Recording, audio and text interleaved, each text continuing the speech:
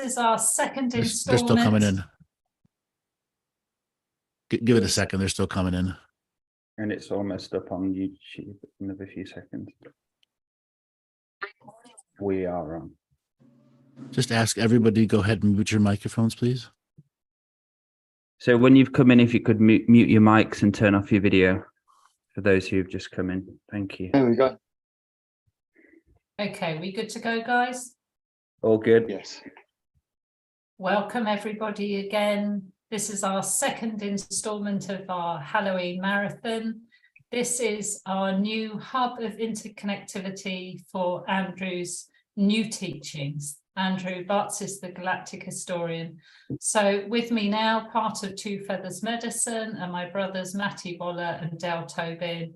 Great to have you on again, guys. Great to have you here again, Andrew. And tonight, we want to discuss the Warriors of Twilight. Who are they? Who are they?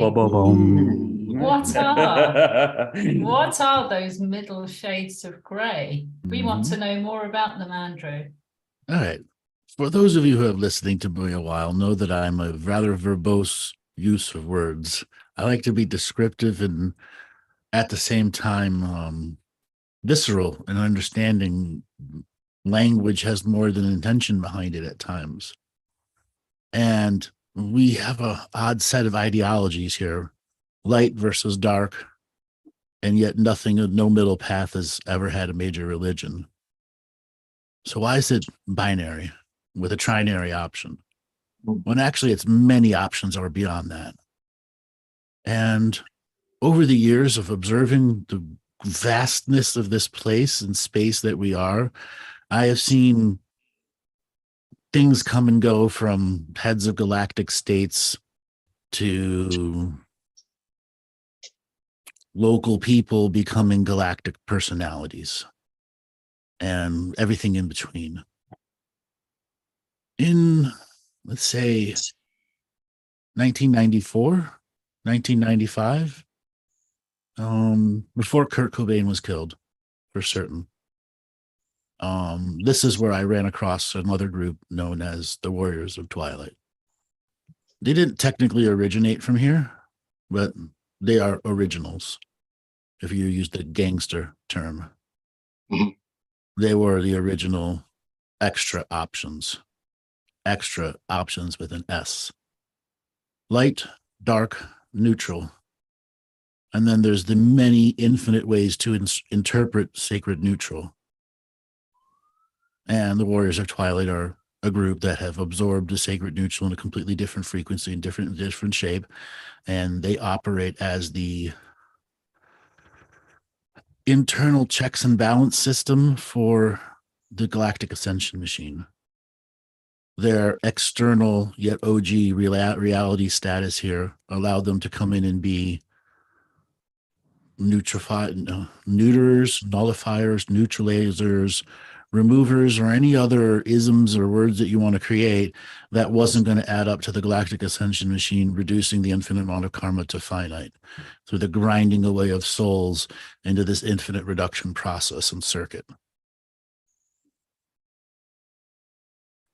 So the other day I introduced the group in the back.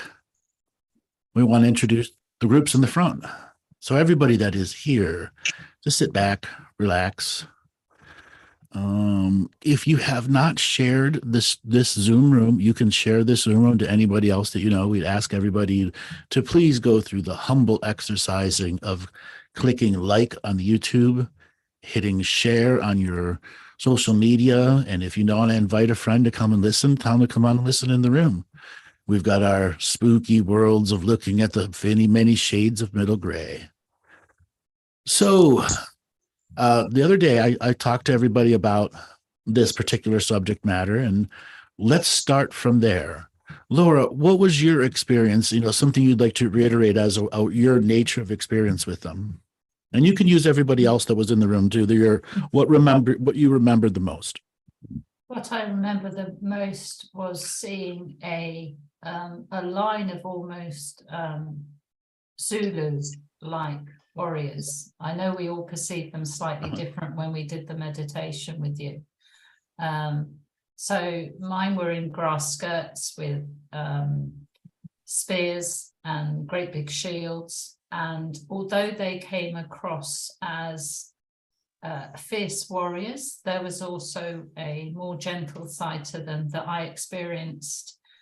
We all had different experiences.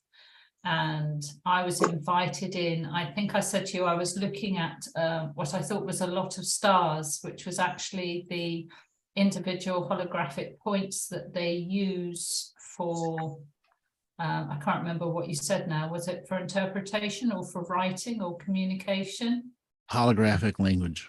Holographic language, yeah. So that can create everything in between, all the ups and downs of all forms of projected language.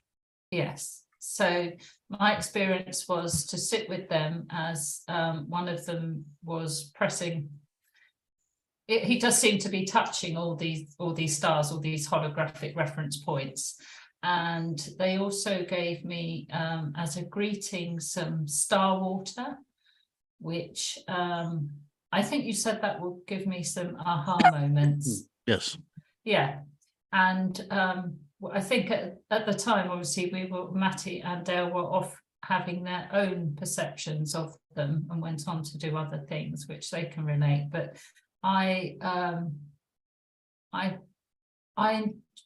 I say I enjoyed, I found it a fascinating experience sitting with them. I felt I was treated with a great deal of respect, and I found them, the ones I spent time with were very peaceful, but I also felt very protected, but I also felt very welcomed, and I felt very honored. Yes, as part of the context, I took them to visit a city so they could see all the aspects of it. And this is why we wanted to present a different way of seeing the universe on this Hallows Eve. It's not all light and dark. There are those things that dictate to the light dictatorship who's in charge. And over the last many centuries, the light dictatorship has challenged those that present themselves to be another source, another power, another frequency, another option that's not supposed to be here.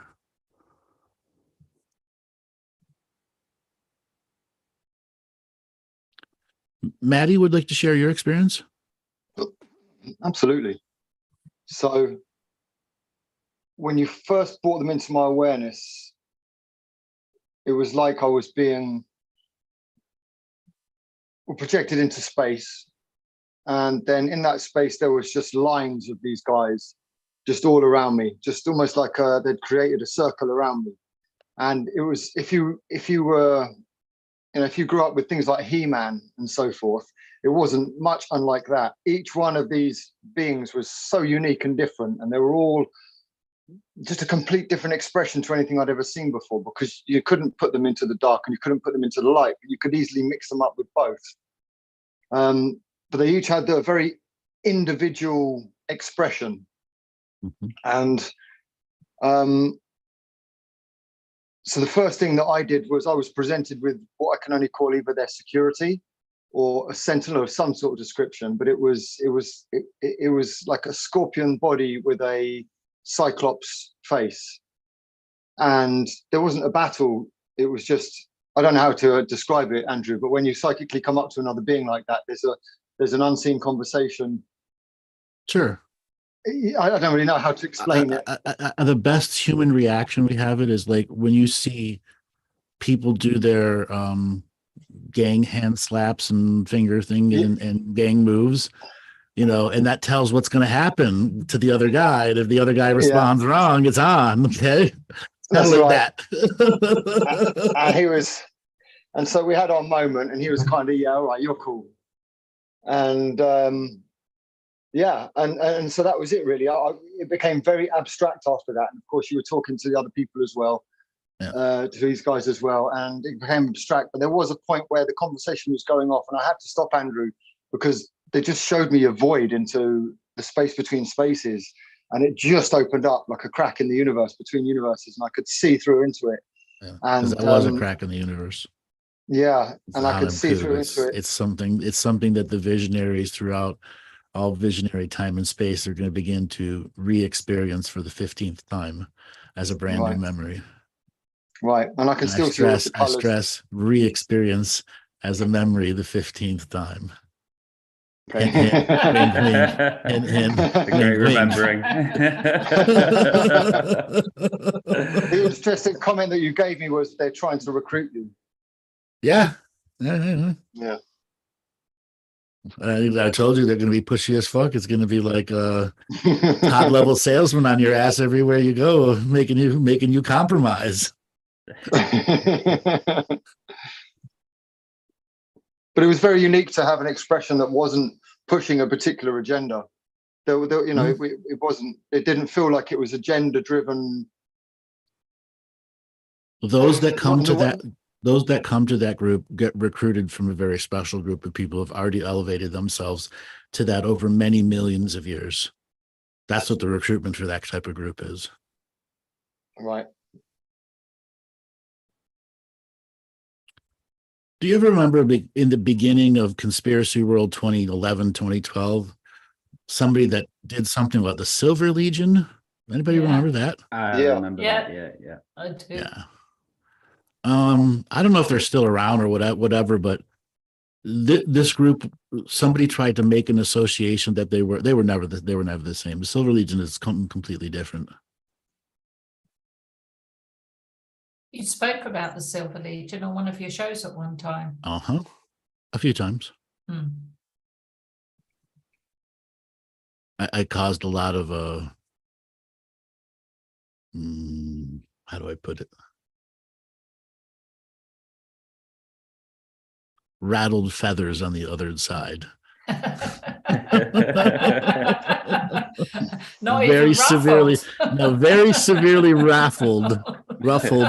severely ruffled feathers. Didn't draw blood, but I definitely ruffled the feathers to their limit. Mm-hmm. Well, they didn't think that you'd seen them. No, I crossed, I don't know, but pollinated communication from one realm to another and was able to bypass their collective view and go direct to each individual. So their collective had no power to limit the information flow. So Wow. tough luck. You put some chicken in that like salad. No, it wasn't exactly chicken. Might have been, let's just say red meat. Red meat, yeah. Red meat.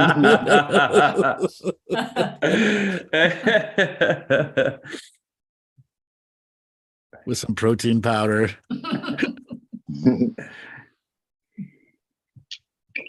Dale, you want to share your experience? Yeah. So when I connected to them, they showed me their healing chambers. So the first thing I saw was like a warrior, and they looked kind of like ant type. They had different hands coming out, and they showed me like a rattle, but it was like a battle rattle with like a knife on top of it. And then I was shown there was a group of them, loads of people just around this one patient. Then when I tuned into it, it was like a healing chamber. And then when I looked into it, and Andrew helped us go through a few things with it, I could see like a cocoon around this person, healing them. And there was like these huge silver lines of light around them. And when I was going through this process of seeing this, all of a sudden I could see like a spider web coming in, and it was like a spider web of connection. And these spider webs were actually going into the patient. So I was seeing a lot of high level psychic surgery stuff. It was incredible. We were watching for English science fiction people, the positronic brain network of the dream world. Yes. Yes.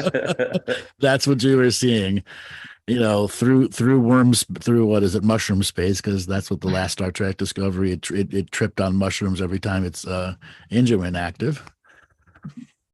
Yeah. Literally, it tripped on mushrooms. Yes, they did that. And that was it. It was that cocoon, and you remember you saying it was about them taking them back to the fetus state.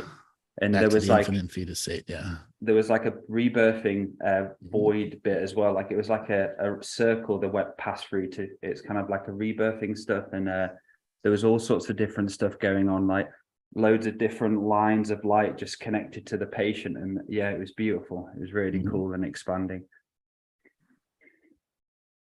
Well, with that being said, everybody, who wants to take a tour? A tour of another place and another space and another time. And we're all going to ask you to get aboard the Galactic Ascension roller coaster. Okay, everybody get in. Put your seat backs, tray tables into the upright positions. Okay. Put down the bar. Yep. Down the agenda. Well, you, at this point, is that drive it like a stroller? Nope. You don't have any power here.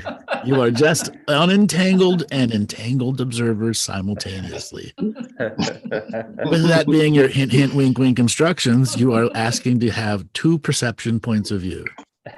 The person experiencing it and what's causing all this to happen on the outside. If you can remain that neutral enough to add a second flavor of view in. Okay. So we're going going up the hill. And it's not that high. It's getting a little higher. It's not that high. Hey, we're up pretty high. Hey, look, that's the stars out there. And as we go and we peak and we get over the top, a portal opens and we enter a downward spiral that feels like it's going for infinite. It spirals, it loops. It gets you discombobulated to the point where you blink and poof, you're out on the other side. Great stars from all angles of your vision. A series of bright ones attracts you. And you find your train entering the solar system. The solar system with 185 planets. Big planets. With thousands of moons and one oversized sun. Okay, you let your train slow down a little bit more as you're realizing there's a lot of traffic ahead of you. The train comes to a pause and when the door on the front side opens up and a thing described as a thing. No shape, no size, no form, but yet it's there.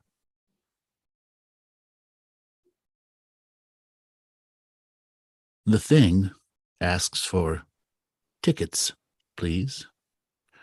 An automated system delivers the tickets to the thing. And when the thing looks back, it is all things simultaneously. It is your first contact into seeing perceptions and points of view from other places and spaces that are designed to open you up philosophically and not weaponize your thoughts, minds, ideas, constructs. So everybody has a little friend over there. Train starts taking out. You come to the 5-star Galactic hotel called the Galactic Historian Hotel. I'm branding myself in the other worlds. You're all visited by me, many simultaneous me's.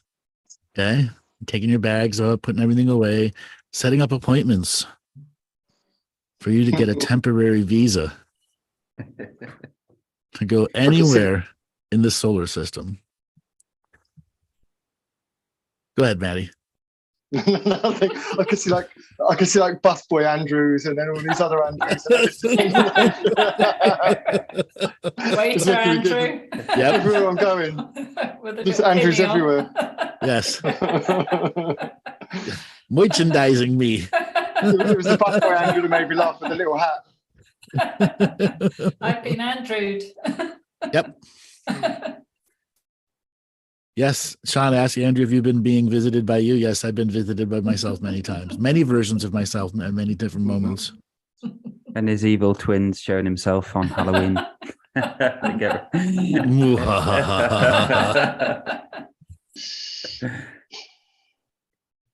All right, everybody. So you're at your the Galactic Store and Hotel. You have been given a 4D bus pass. Okay, for infinite public transportation in intrasolar system process. Part of your checking in benefits for going into the Galactic Historian Hotel was a book of where to go first. Top 3 places to go and experience. Okay, the first place you're going to go to is the sports stadium.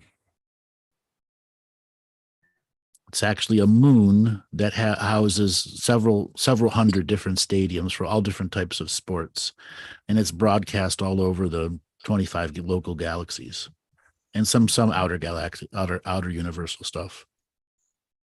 So you'll see this as the live sports world. Its culture reflects that. Okay. So your train drops you off there, and you're filtered into your first intergalactic sports bar. There's huge volumes of spaces available. And in fact, if you're looking, there's thousands, if not tens of thousands, being engaged in betting in their own sport. And people going, betting, Andrew, isn't that evil gambling? Yes, it is. Here, it is. It's a sport in other places that is using accurate calculations with a validated no cheating done by the mind of the planet to prove there's no cheating. Okay, because instant calculation is a very unique skill in this universe. And they can play in teams. Right. And that's why they do these betting things. And again, they're betting on the skills of other people doing other sports. Okay. So everybody that's out there, go ahead and start writing into some of your experiences into the chat room. Dale, what are you experiencing as you're going through this? So when I got to the hotel, there was loads of you in the reception taking appointments, and I ended up in like a big sports bar before I was going into the stadium, and it was like a bar just full, but it was an actual spiritual hygiene bar where it was all clean and nice. Then as I went through to the stadium, it just like it felt like to me a stadium, but it had no winners, had no losers. It was basically a place to be able to be free, and there wasn't that taint of gambling or that taint it had. Yeah, really cool. There's a lot of banter going on though. The rivalry is real.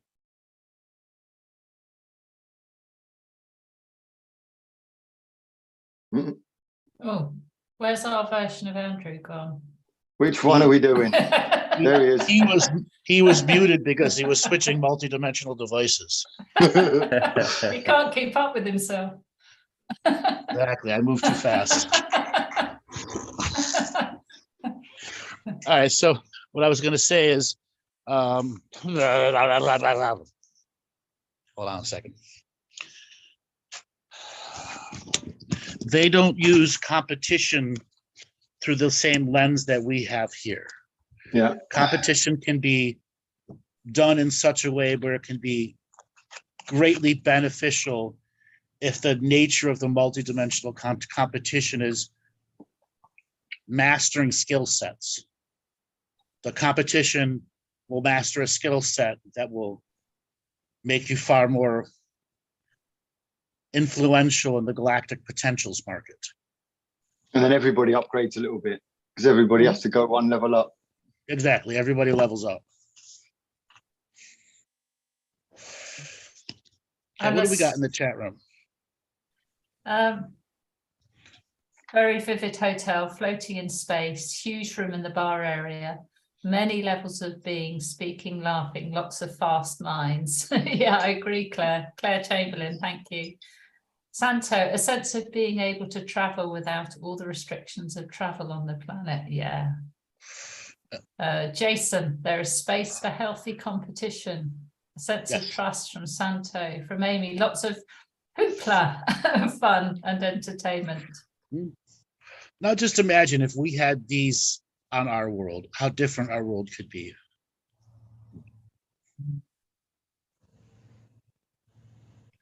Yeah, but everybody leaves poor, pissed off. Or worse. Non Yeah, wanted. worse. Pissed on. Yeah. Yeah, pissed on and pissed off, aren't they? And Herminia from the chat says that she just felt like she was in a Harry Potter game with the brooms and Quidditch. Yeah, I must say, Herminia, I felt that too, because I saw Yeah. multi-dimensional chess, and I also saw the stadium just expands as it fills. It's just another layer of seats are created. Just and another created layer and of created. seats. Yeah. Exactly. It just expands and expands. Sean loved the roller coaster spirals. It was what I wish the movie theatre intro roller coaster would be. Yes. Yes. AB, you beat me by 1 second. Laugh out loud. We're living our own movie, Darnay. Yes. Yes. All right. So let's get back to this vision a second. Yeah. We are in our Galactic sports bar, and you are all my crew, and one of me is leading your crew, which is me, my voice here now. All right, everybody line up. Okay. We're going to be entering the blue light bar, and we are going to be gambling on, how do I describe this animal? A snake.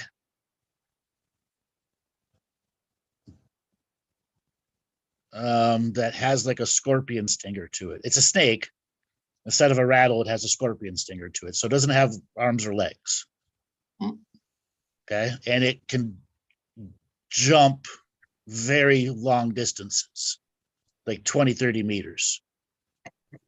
And we are going to get our snakes to jump and fight each other, not fight each other. No, yeah, they're going to fight each other.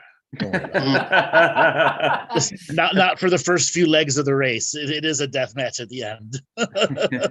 Does this? All of these animals have agreed and volunteered to be in these positions. And does the scorpion tail sting kill? Yeah. Is Yes, fatal? it actually sends a lightning bolt out of it, like an electric eel, Which would stun the opponent and kill. Okay. And kill. Yes. Wow. So it's fight to the death. Okay. Well, no. The first thing you do is before you order drinks, you go and meet the souls that are in the game. So you all get taken to your seats, and there's this 3D, actually 4D holographic screen of a snake with a scorpion's tail going, "Hello, what did you like to know about me? And I'd like to know something about you," before the betting begins. Mm-hmm.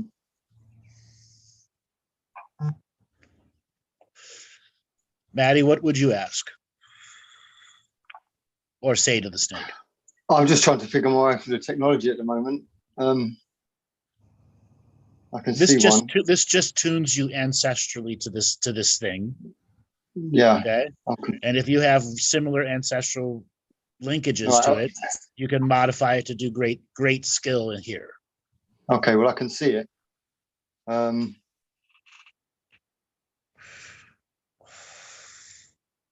I don't really know what to say other than just win, man. I'll give you whatever I can. Okay. Give whatever I can. And how many quid are you going to put down? Oh, how much are other people putting down? What's a good bet? Let me look into my Galactic wallet. And put £1 million quid down. Is your face on the money, Andrew, as well? Yes. Do you own our birth certificates at this place as well?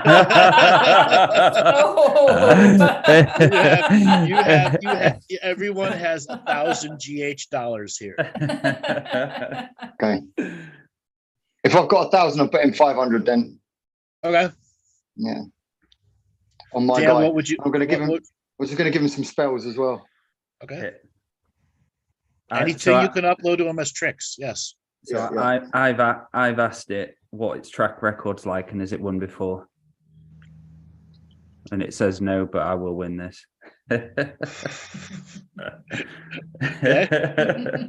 How many GH dollars are you putting down? I'm putting all of it down.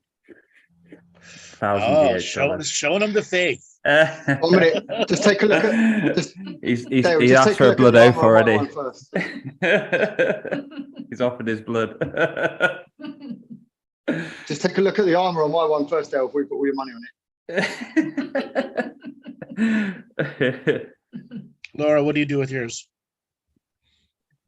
Well, yeah, we were just chatting, and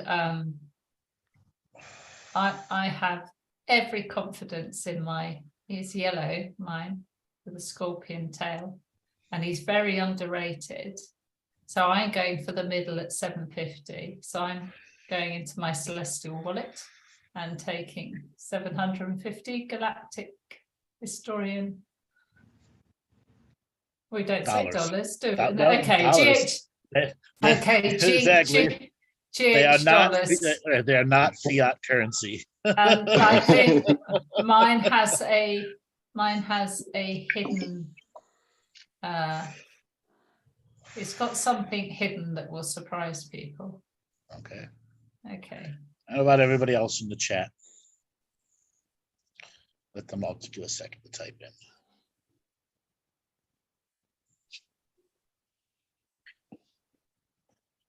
Sean's betting on the other guy. That's fine. That's fine.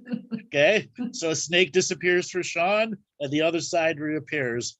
And it's got like an elephant trunk and an alligator body. Except its legs are pretty tall, so like the size of a horse. It's more alligator-ish, but an elephant nose, the size of a horse. Mm-hmm. And the race is they have to make it through the holographic fields, which is basically uphill all the way, and into like a climb off section where it becomes full combat while they're climbing. And whoever gets to the top, it's not a mountain, it's more like a really steep hill. Okay. So you really have to choose your angles well. Mm.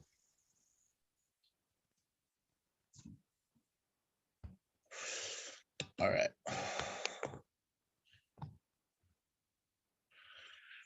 All right, so everybody's placed their bets. Okay. Your first holographic drink comes to you. Mm. Okay. It is just white etheric light that has taste, touch, scent, smell, warmth, cold, and value to it.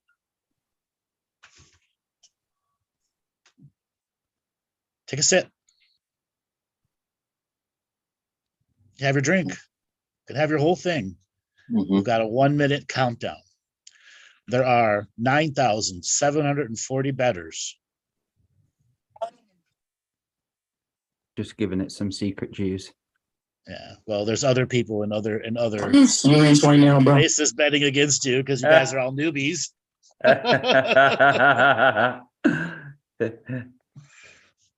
Okay.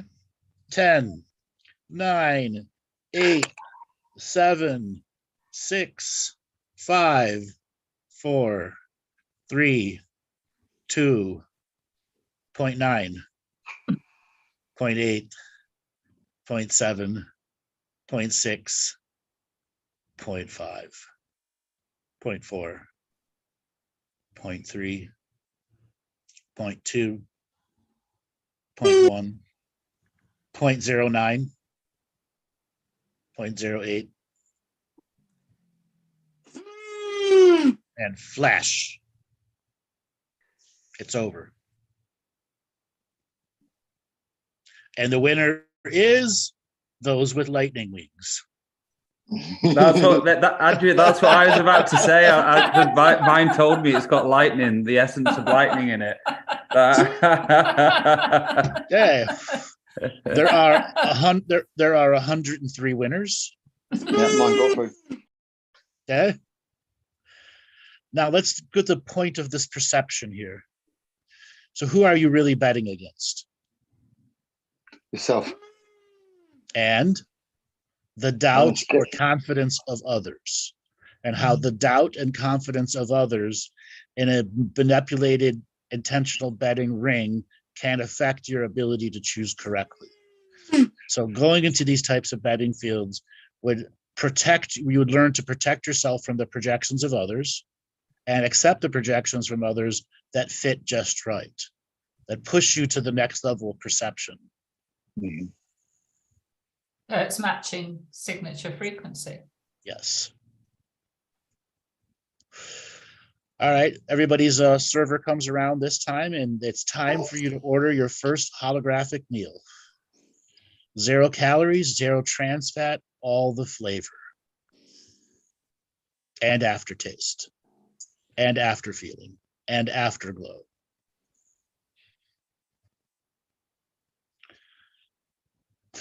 On the menu, a special blue chicken.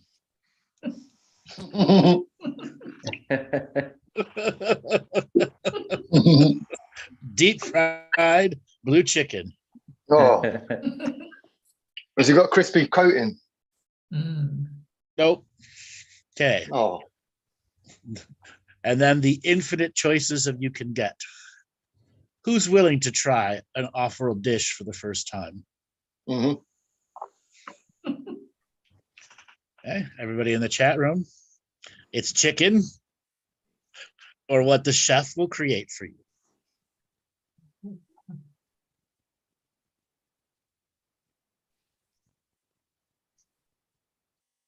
All right.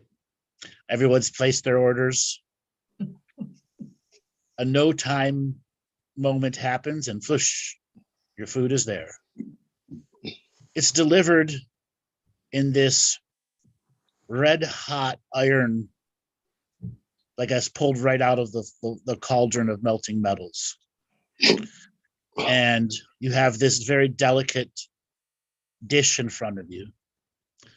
And the waiter, for everyone, takes out a scoop of this molten lava looking stuff and puts it into your very delicate dish and hands you a spoon and tells you that this is a micro teleporter spoon. So you can get the taste of a micro amount of this material instantly ready for your mouth's preparation, so it will not burn, harm, or do anything to you. Who's ready to taste the molten hot metal? I'm hungry, let's go. Okay. And again, this is a micro taster. Everyone in the chat is too. Okay, what's it taste like? no. Oh.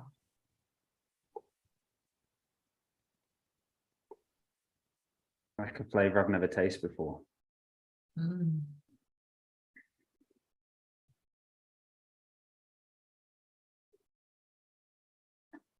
It's like magnets.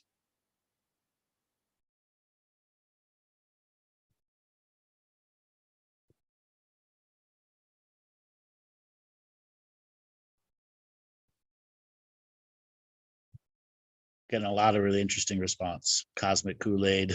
Yes.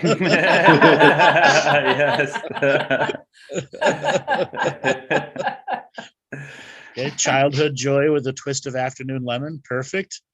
Okay. All right. So a few minutes goes by and your second waiter comes up with your multi-course taste test from around the world. Okay, your second one is delivered in this, how do I describe it? A box of light. Okay. And the waiter reaches into the box of light. And how to describe this? Pulls out this glowy ooze, kind of like saltwater taffy. Wraps it around like a metal spatula, and then puts it into your bowl. And this time gives you a knife and a fork. And they are both micro testers too. So it's a thick taffy-like substance, except glowing with light.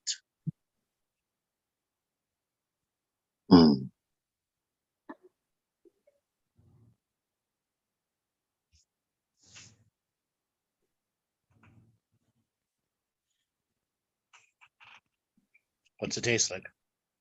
What's its experience?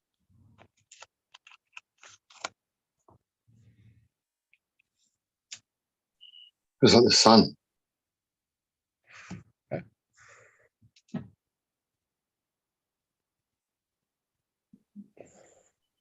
Reminds me of vanilla.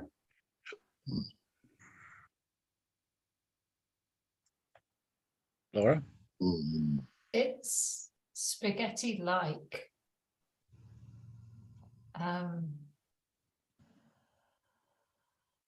Yeah, like golden. It's got such an afterglow. Mhm. Mm.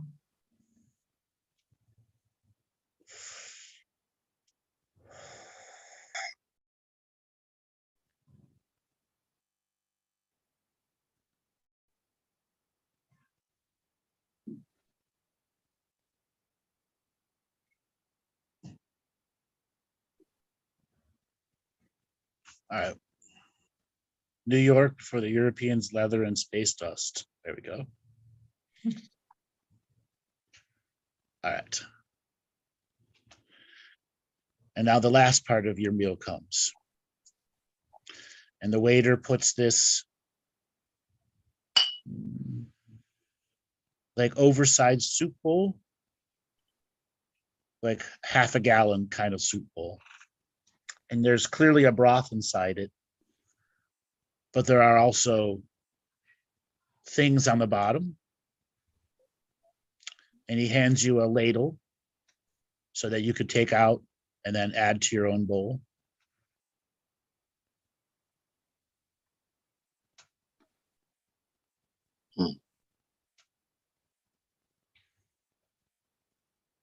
Who's willing to take the first scoop into the solids? Yeah.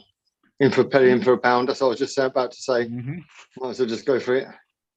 It's shapeless and formless and has no ethereal body, but it is real.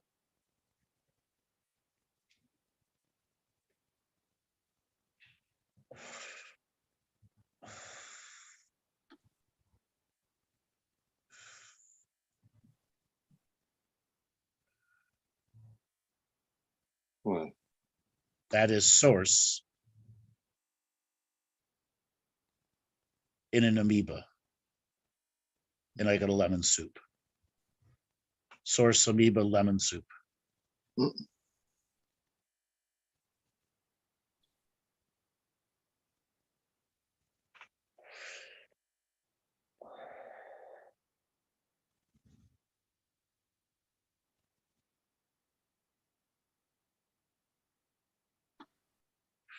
it was weird as fuck. Wow. It's a cosmic consomme. It doesn't just have one flavor every time I'm trying it, it's different flavor. But it goes beyond taste though. It's like Mm. It tasted Marmite just then. it's like a drug. It's hard to explain. It's like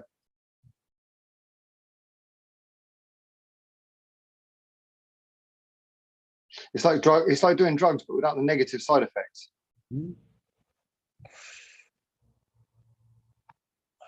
It's a new GMO, galactic modified organism. Galactic modified sauce, GMS. The universal GMO. We outsourced for our source material.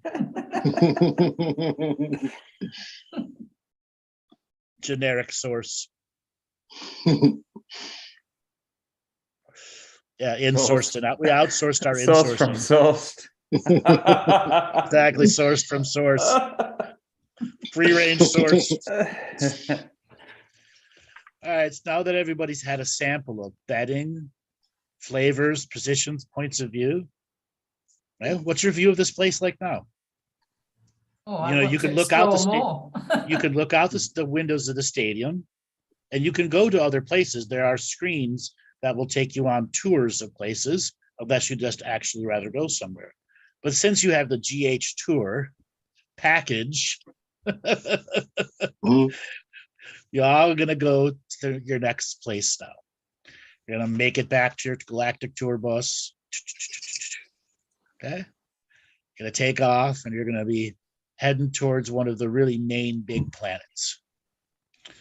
And this planet is a planet of mountains. Okay? There are rivers, there are lakes, but there are more things way above the ground than below it. Okay? And you're going to be taken to one of the highest peaks of this planet, 45,000 feet. Wow. Okay. And the entire upward volume of this mountain, there is a city carved onto it and into it. Okay. You get taken to your first landing pad. You're all ushered off, and you're all given uniforms to wear and like hard hats, like you could be touring a facility or a factory or something. Okay. You get your galactic tour guide. Okay. He takes you through a energy and pressure-based system change, and your bodies adapt to a new pressure. When you come out the other side, you're inside the mountain in a tunnel. It's about 20 feet round at the top, the bottom too. And you move on for a while, and you come to an area where there's this big glass window looking inward. And you realize that the entire mountain has been hollowed out from the inside. And there's also a city on the inside. But there's also this colored air coming up from deep within inside the mountain. And this air has clear life force energy behind it. And you can see that this entire city has an air filtration system that takes this clear spirit air and brings it back to all the living and breathing beings here. And that the center of this mountain has metaphorically become the lung of a planet. Harvested here is this pure light oxygen, infused light that's spread to the rest of this planet and solar system freely.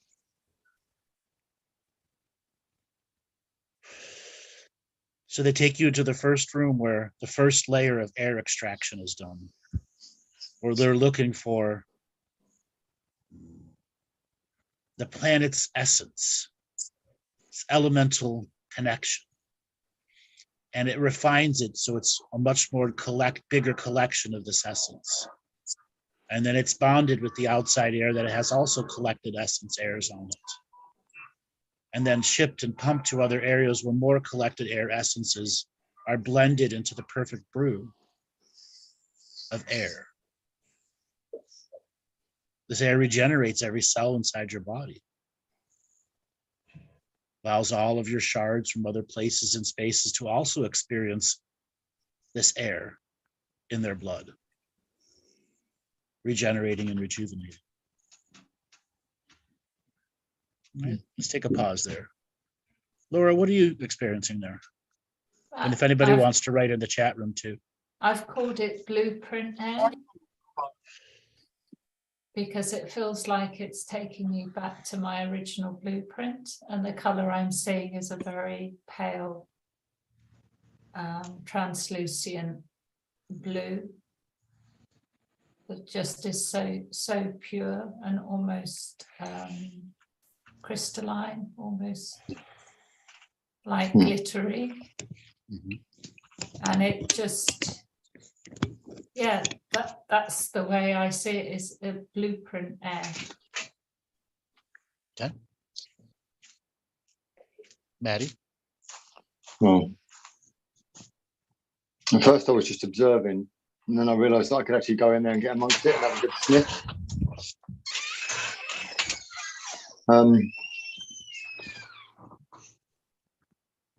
You know, you have your radio rules, Andrew, and I have mine as well.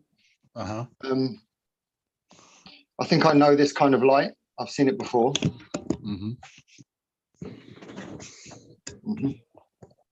And this is a very pure kind of light that is a signature frequency match for anybody that comes across it in their own unique way. It's infinite in its expression. It's like pure source light. Yeah.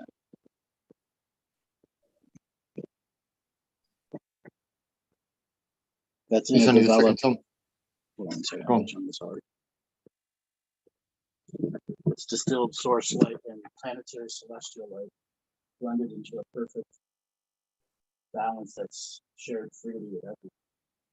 This is only the second time I've ever seen it. And it's the first time I've ever seen it actually utilized by the being.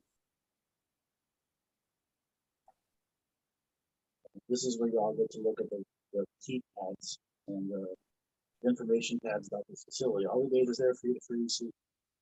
Andrew, your audio's going a bit.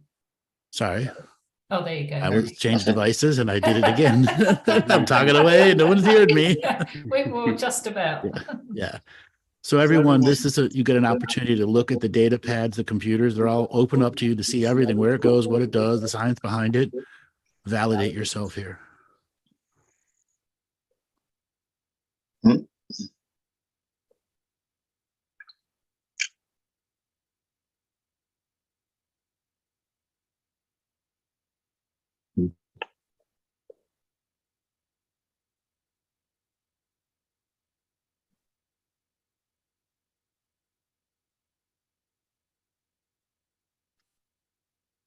All right, a few minutes goes by, and you guys are herded back up to your Galactic Historian tour, and you're taken off this planet and to another major planet. And this planet is similar to Earth. I mean, it has continents and shelves and water. It's just similar idea look, but this planet's bigger than Earth. You are taken to a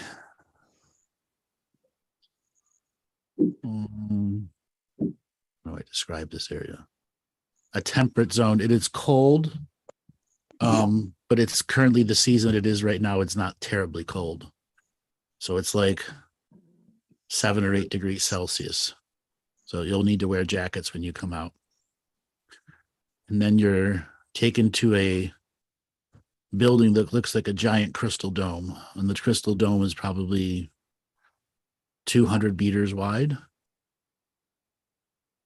And you're brought in through the front door, and you can immediately see the dome.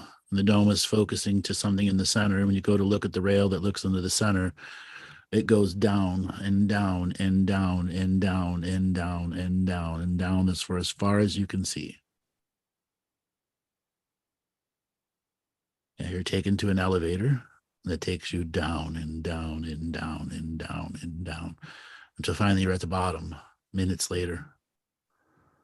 When you come out of the elevator, you look up and you look down, you see another dome pointing up the opposite way. So you're now inside a cylinder with 2 domes on the end. Okay. You're now brought inside to the cylinder, into that area, and you have 0 gravity effects inside you there. Here, your photonic light can help your physical body move, where you can learn spiritual locomotion, how to move yourself throughout time and space.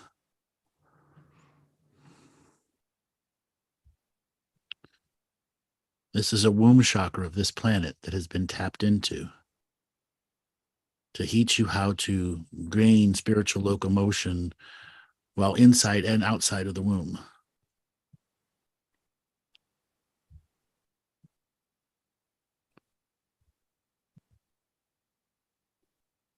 So everybody can see everybody moving in all the different ways.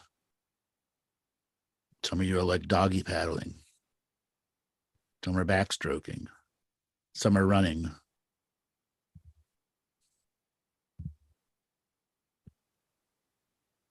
Just feel the freedom.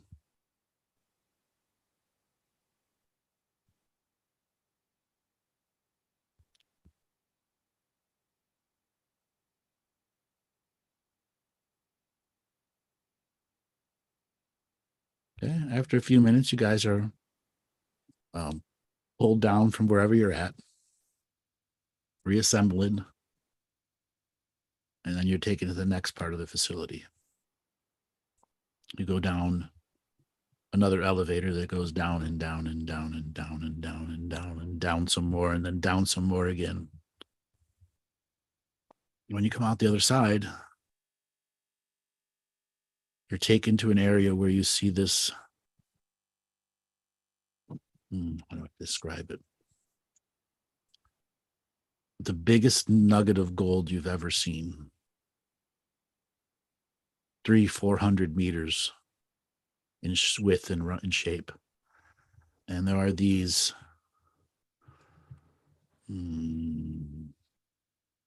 they basically look like metal connectors that hold this nugget in place. So it's like perfectly aligned at an angle. And you are brought up to the nugget, and there are metal stairs to walk up and around the nugget. Think of these stairs spiral all the way around the nugget, all the way up. So you could touch the nugget all the way in your entire walking experience.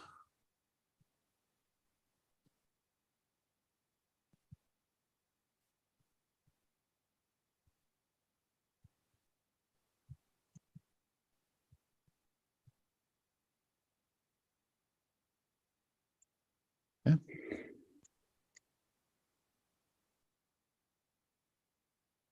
Maty, what are you experiencing?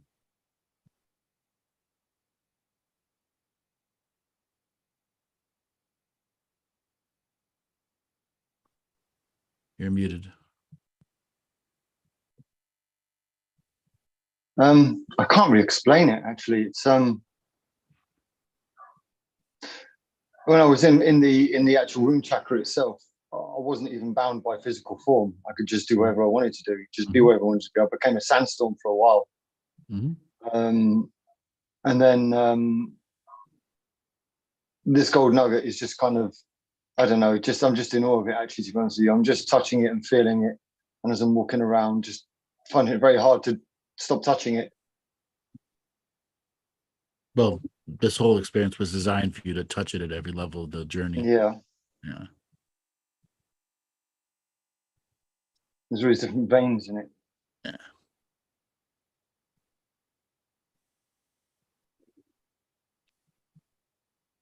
Yeah.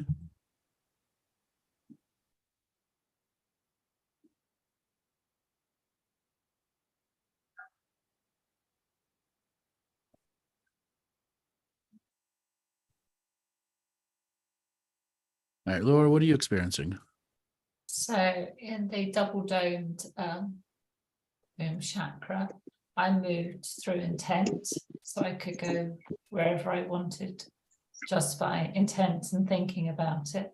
And now, as I climb the spiral stairs, each stair lights up, and everything within my body, my skeletal system, my nervous system, my blood, marrow, everything is infused in this gold throughout my body. I act as if you're activated by a trillion universal suns. Beautiful. Dale, what about you? So when I went into the womb area, I could feel straight away before you even said that womb energy. And when I went into it, I was able to be like an egg, a fetus, and I was able to teleport into different states and fly into different areas and go into that real womb deep healing state. As I went into the golden nugget, I could feel basically just as I was touching it, it was energizing me and giving me more kind of higher frequency. I felt like I was feeling a bit more responsibility with that.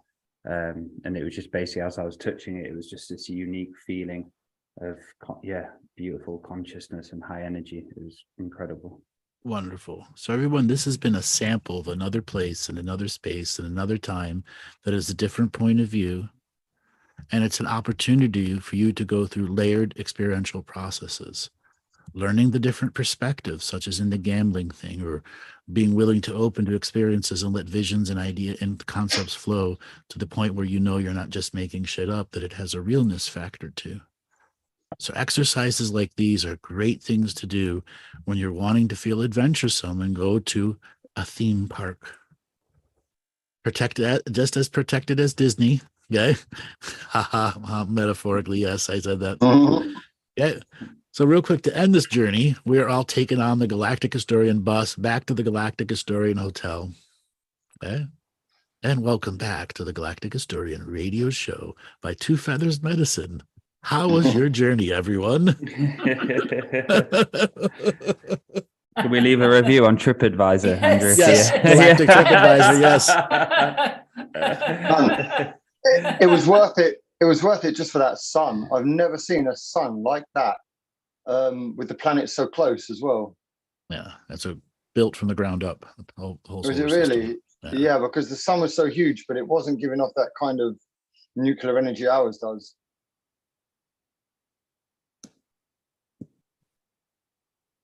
Nuclear's the wrong word. Yeah. And now, because we are Galactic Marketing Extremes, we're going to be talking about our Scotland bus trip. Oh, wow. Yes. Perfect transition. Yes, it is. How can you resist after that? A GH tour where Andrew will appear in many forms.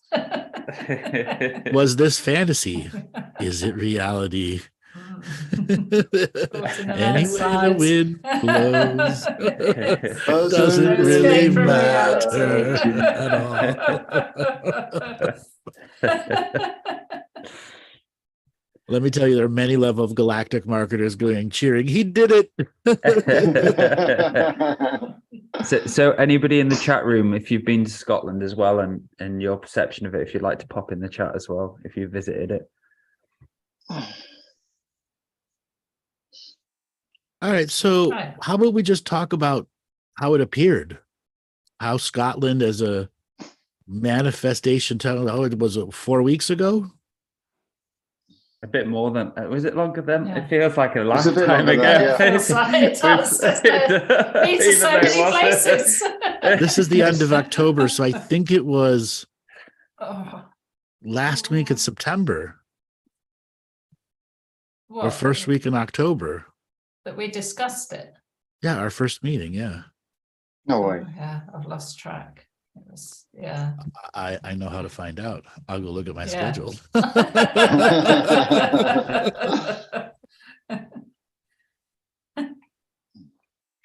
Who wants to bet Galactic Historian travel dollars? No, I'm keeping my winnings.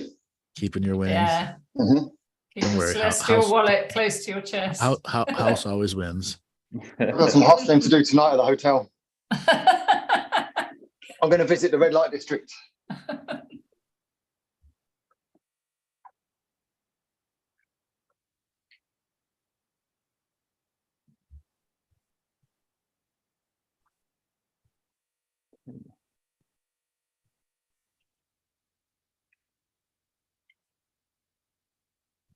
Nope, it was 4 weeks ago. Really? I Oh, see. so It doesn't Wow. fit- longer than that. Feels like Wow. 6 months 4 weeks ago. So in 4 weeks, we've basically organised it. Yes. Mm. So we had a call because Laura had said I'd really like to sponsor you and bring you to Europe. So I said, well, put Dale and Maty together and we'll talk about it and come up with an idea. And then we met one Saturday at 2:00.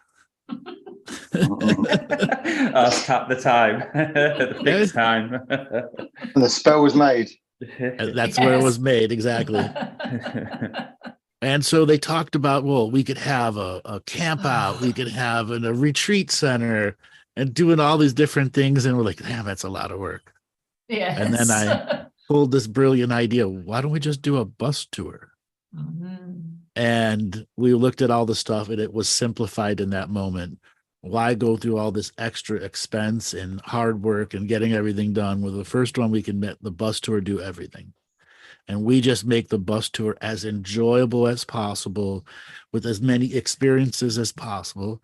And that's why I set everyone up with that little galactic tour. So Dale, do you have a picture of the route that you sent it to me via phone? Could you put that on the screen if you could share it? Say that again. Sorry, Andrew. It broke up then. There's a route that you sent me as a picture. Yes. Could you share that on screen? Yes.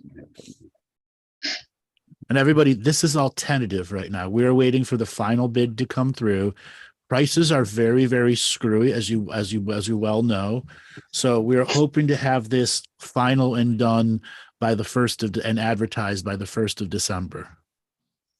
Okay, so it's about 5 weeks away, 6 weeks away. If it takes longer, it's because of the final bid or fuel prices. December. Right, give it. Yeah. And we're planning it for July July, correct. next year.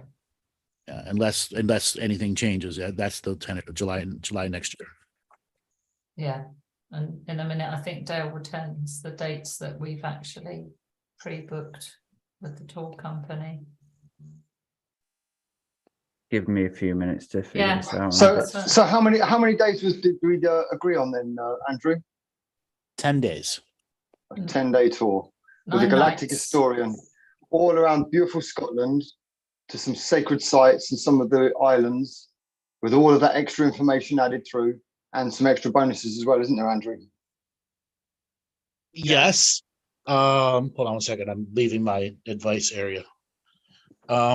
Before we get into that, let's just give everybody the background of why we wanted to do this in the first place. Yeah. We wanted to give everyone the best possible experience out there. And that's why we decided to do Scotland. Scotland sells itself for its own 10 days, Yeah, but the mystical and magic that we get to add to it. yeah, and it's not static. So it's not just a one-time event in one place. Yeah. That might be difficult to choose. Dale, can you just share screens the picture? Yep. I'm just getting it up because a second. I'm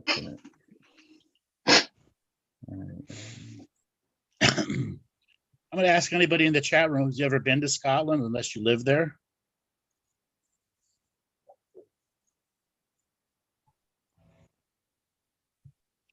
There are 2 different types of Scotland.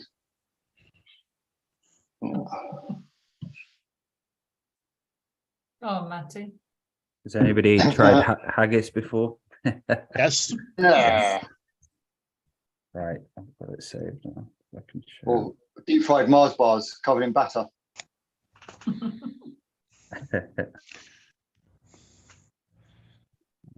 Deep fried ice cream cake. Yep, that's what they do. And the Mars bars, ice cream cakes, all the different chocolate bars that they sell in the UK, you can have them deep fried into batter in Scotland. So somebody was asking if they can pay for the Scotland trip in GH dollars. Sorry, there is no transfer station here from infinite to finite. We need blood money over here, man. We need blood money. Sorry. Exactly.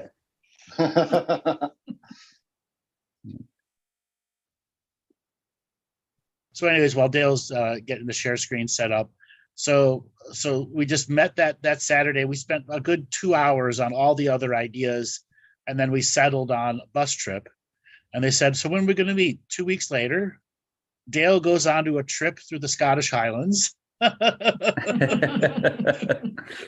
Okay. And 2 weeks later, we meet up and we have our first set of bids coming in. That's literally how this has evolved. And we've had so many people already responding, like wanting to be able to take this trip. And we also wanted to make it as fun as possible. And one of the things we wanted to do is to make sure that you would all have these types of special crystal tools that I've made before. For those that have been around a while, do you remember those? If it's not for those that haven't. So a yes and a no. We do have a lot of new people. So what I do, I make my version of Organite, and these are some of the teachings that came to me decades ago. So Organite is crystals under pressure create piezoelectric effect. That's the basic of the science behind it. The types of minerals that you use in your hardened section, where they're using a silicon mold, silicon, just some type of hardened thing. It's not a natural material. So I use beeswax and I use all different types of crystals, including magnets. And these things are not small. They're kind of big, actually. 1 second here. Let me turn my camera I don't know if you can see this. This is from one of the events. This thing So weighs basically, about where you see conventional organite. yeah. So go on. Instead of conventional organite, it I uses said to people, so beeswax. Yeah. beeswax, exactly. Everything's the same, other than the fact that the crystals are much more well organized. And instead of plastics and hardened plastics, it's beeswax. Yeah, and there's far higher volume of crystals in it too. So we're going to make these for everyone, okay? Because again, we want you, like, these will act like energy fountains that will constantly be moving your energy when done correctly. There's a particular formula to doing that. And then there are bigger ones that I've made, but that's inconsequential at this. We want to give people tools of power so they can experience places of power and help filter through some of the potentially negative and positive things that will come for it. Andrew, is there a way to, I'm just trying to figure out what's the, I've been trying to just, yeah. At the bottom of the screen, share screens, share desktop.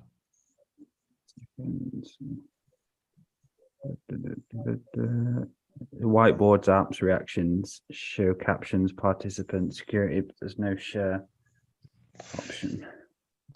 Isn't it on the bottom of your main screen? Yeah, bottom of your main screen. It should just say share. In the middle. Square, a green square. Pause. Oh yeah, sure, yeah. Yes, Jason, that's a continuous teaching. That's the whole point. So that even when you take it home, it's a continuous teaching. It's been activated by all those places.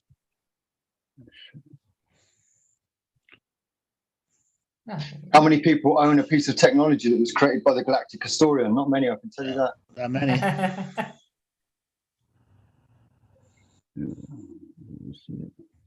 Careful, Dale.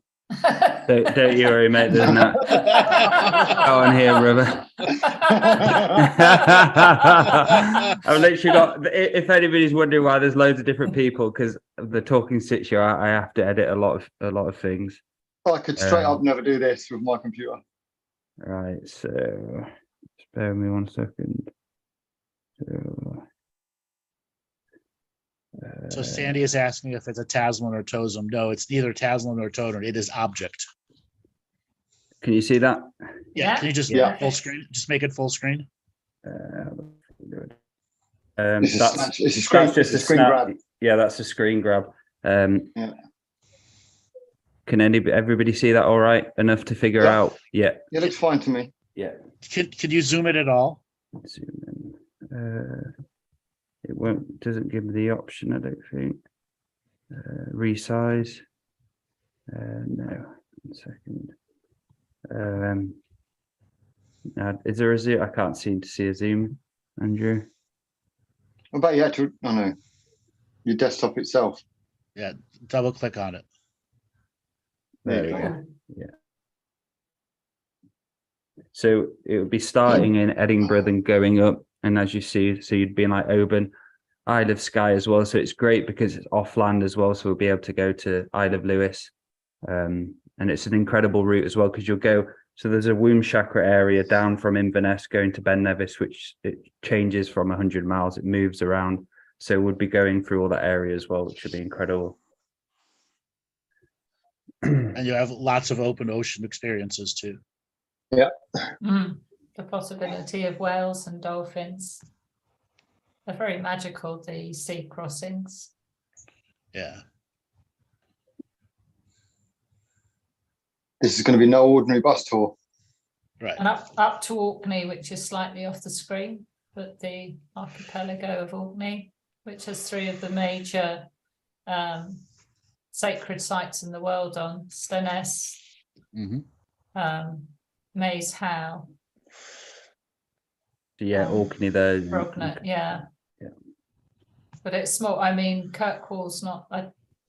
The ferry goes to Kirkwall, doesn't it? It crosses the. And it's where the North Atlantic meets the North Sea, which can be quite exciting, apparently. Well, this tour, so we did a lot of research and we had a look around loads of different places, and it's quite hard to find a tour which does a route like this. Mainly, some of the tours only do like, say, maybe Lewis, and they won't go to the Orkney, but this specific one is like one of the only ones really what goes up there as well, as Laura knows as from. It's hard to find what does it all, and Oh, totally. And that ocean between the Isle of Skye and Lewis and going around there is considered some of the most dangerous waters on the planet. No, between Orkney and up the top here, John O'Groats, or wherever we go from, that is the Pentland Straits, the Pentland waters, which are considered really dangerous. And is that where the whirlpool is? Yeah, that's up here. Yeah. So over to, I had a very, this is about 3 hours. Oh, it's gone. That's about 3 hours over from Ullapool to Stornoway. It's lovely. The boat trip, yeah. Yeah, the boat trip, yeah. So Andrew, why don't you explain what it is that you can offer that's unique at these places? What would it that the Galactic historian would be experiencing as we go on a journey such as this? Well, it's not about what I'm experiencing, because when I'm taking people on tours, it's what everyone is experiencing. And then, but we share in your experience. Not really. I'm sharing your experience actually, because you're the ones of the DNA that is influencing the area. Now, as does mine. Now, there are certain places that have a history to them that's not in any public record anywhere. Physically being there makes it very easy to read and connect to the people that have the genetic awareness of that place and space. Second is the journey there. In the bus, there are places that we'll do prayers and ceremony before we get there, or ones we do when we get there. Very limited amounts, because they're very strict on what you do in different places, but on the bus you can do whatever we need to do, which is cleanse and prepare people for experiences. Each and every one of these sacred stones will be a unique experience for each and every one of you.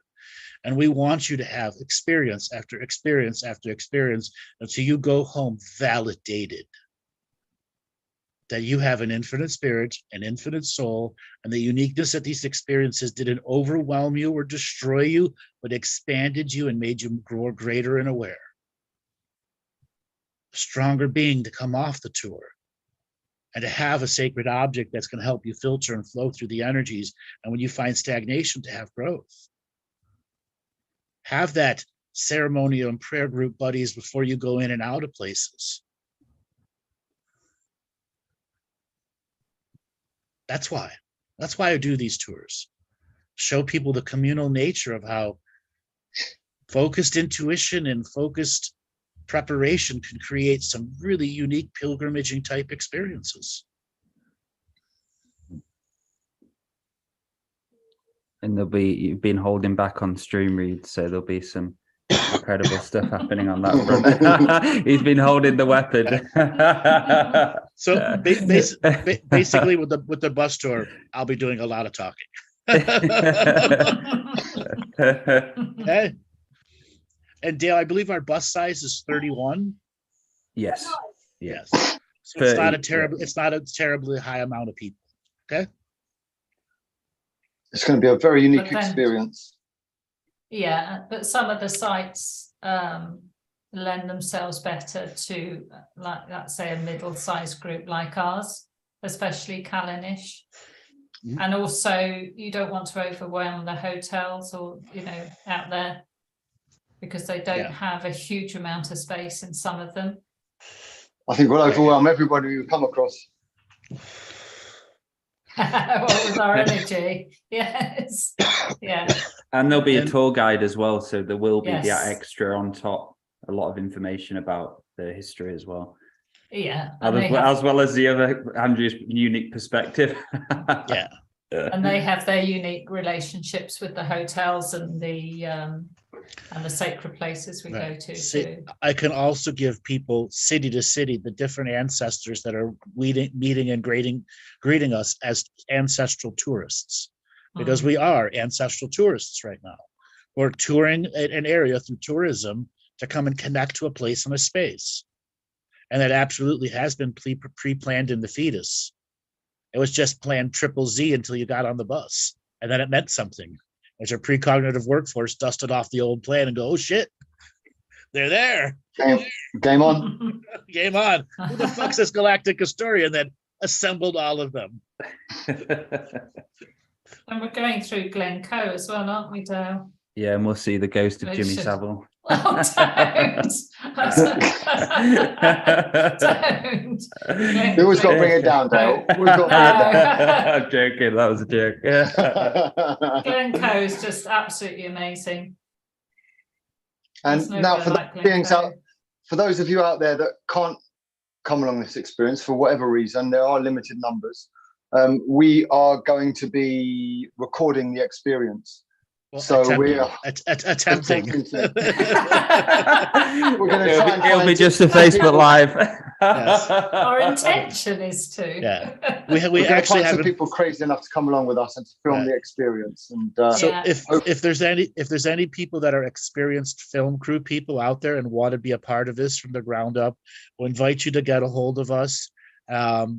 And right now, like I said, this project is what 4.5 weeks old, and we still have to find the camera crew. Yes. but we understand there's going to be a lot of very unique experiences here, a lot of unique teachings. Yeah. Andrew will be in a very different frequency to each place that he goes, and we'd really like to capture that so the experience is not only recorded but shared on a greater level. Right. And travelling through a womb chakra, as Dale said. Travelling over the water, I think it's twice, isn't it? And Yeah, Andrew might, sharing is caring, and knowing is half the battle. and Andrew might be able to help us locate the Loch Ness and see which lock it's gone into. Yes. Oh, the monster. We'll see yes. which one it's gone Yes. into. No more food here. Yep. And we're going to get our dragon egg detectors out as well, Dale. Oh in case. yes, Yeah. Yes. we'll do some dragon egg hunting. We And want to your nick some dragon galactic- eggs. And galactic fishing rods. Yes, galactic fishing rods. As we all fish for a plesiosaurus in the loch. So Dale, which of the lochs are we going to visit? So let me have a look. So we'll definitely be going through Loch Ness. Let me just get the map up 1 second. Right, And those of you who don't know, these are one of the bus tours that it's extremely scenic driving. So having quality cameras to take pictures through windows is very important. You'll have absolutely stunning scenic sights through the entire tour.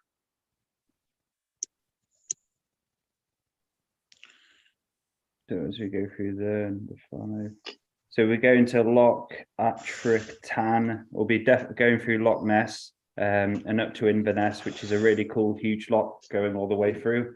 So when you go up so when you start like that line where the womb is, that area, it's basically just lochs connected going up all the way through. So we'll be able to go through each and every loch up there.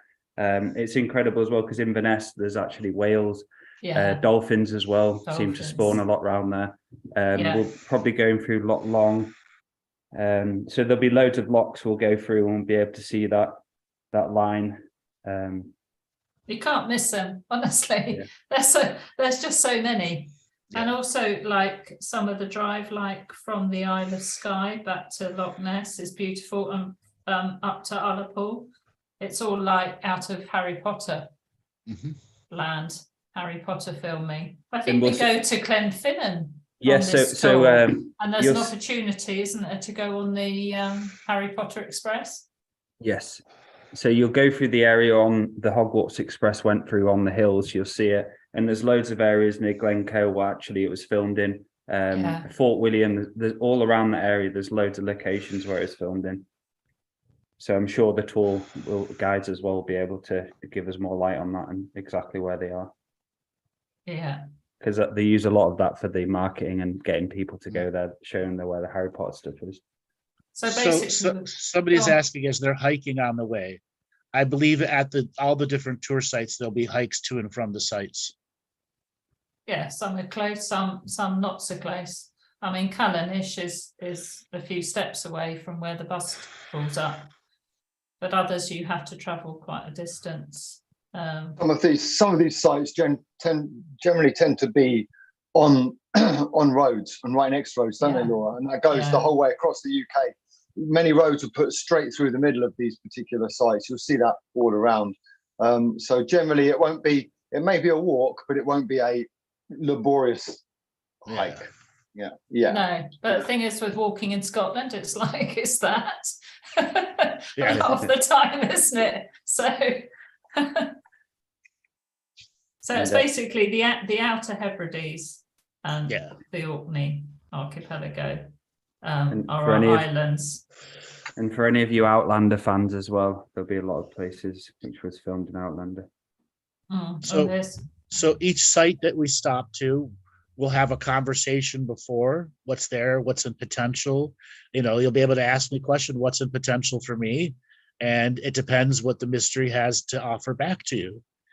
Okay. This is where vision training, all the stuff we talk about in this show, can greatly advance your ability to see what the place wants to offer you.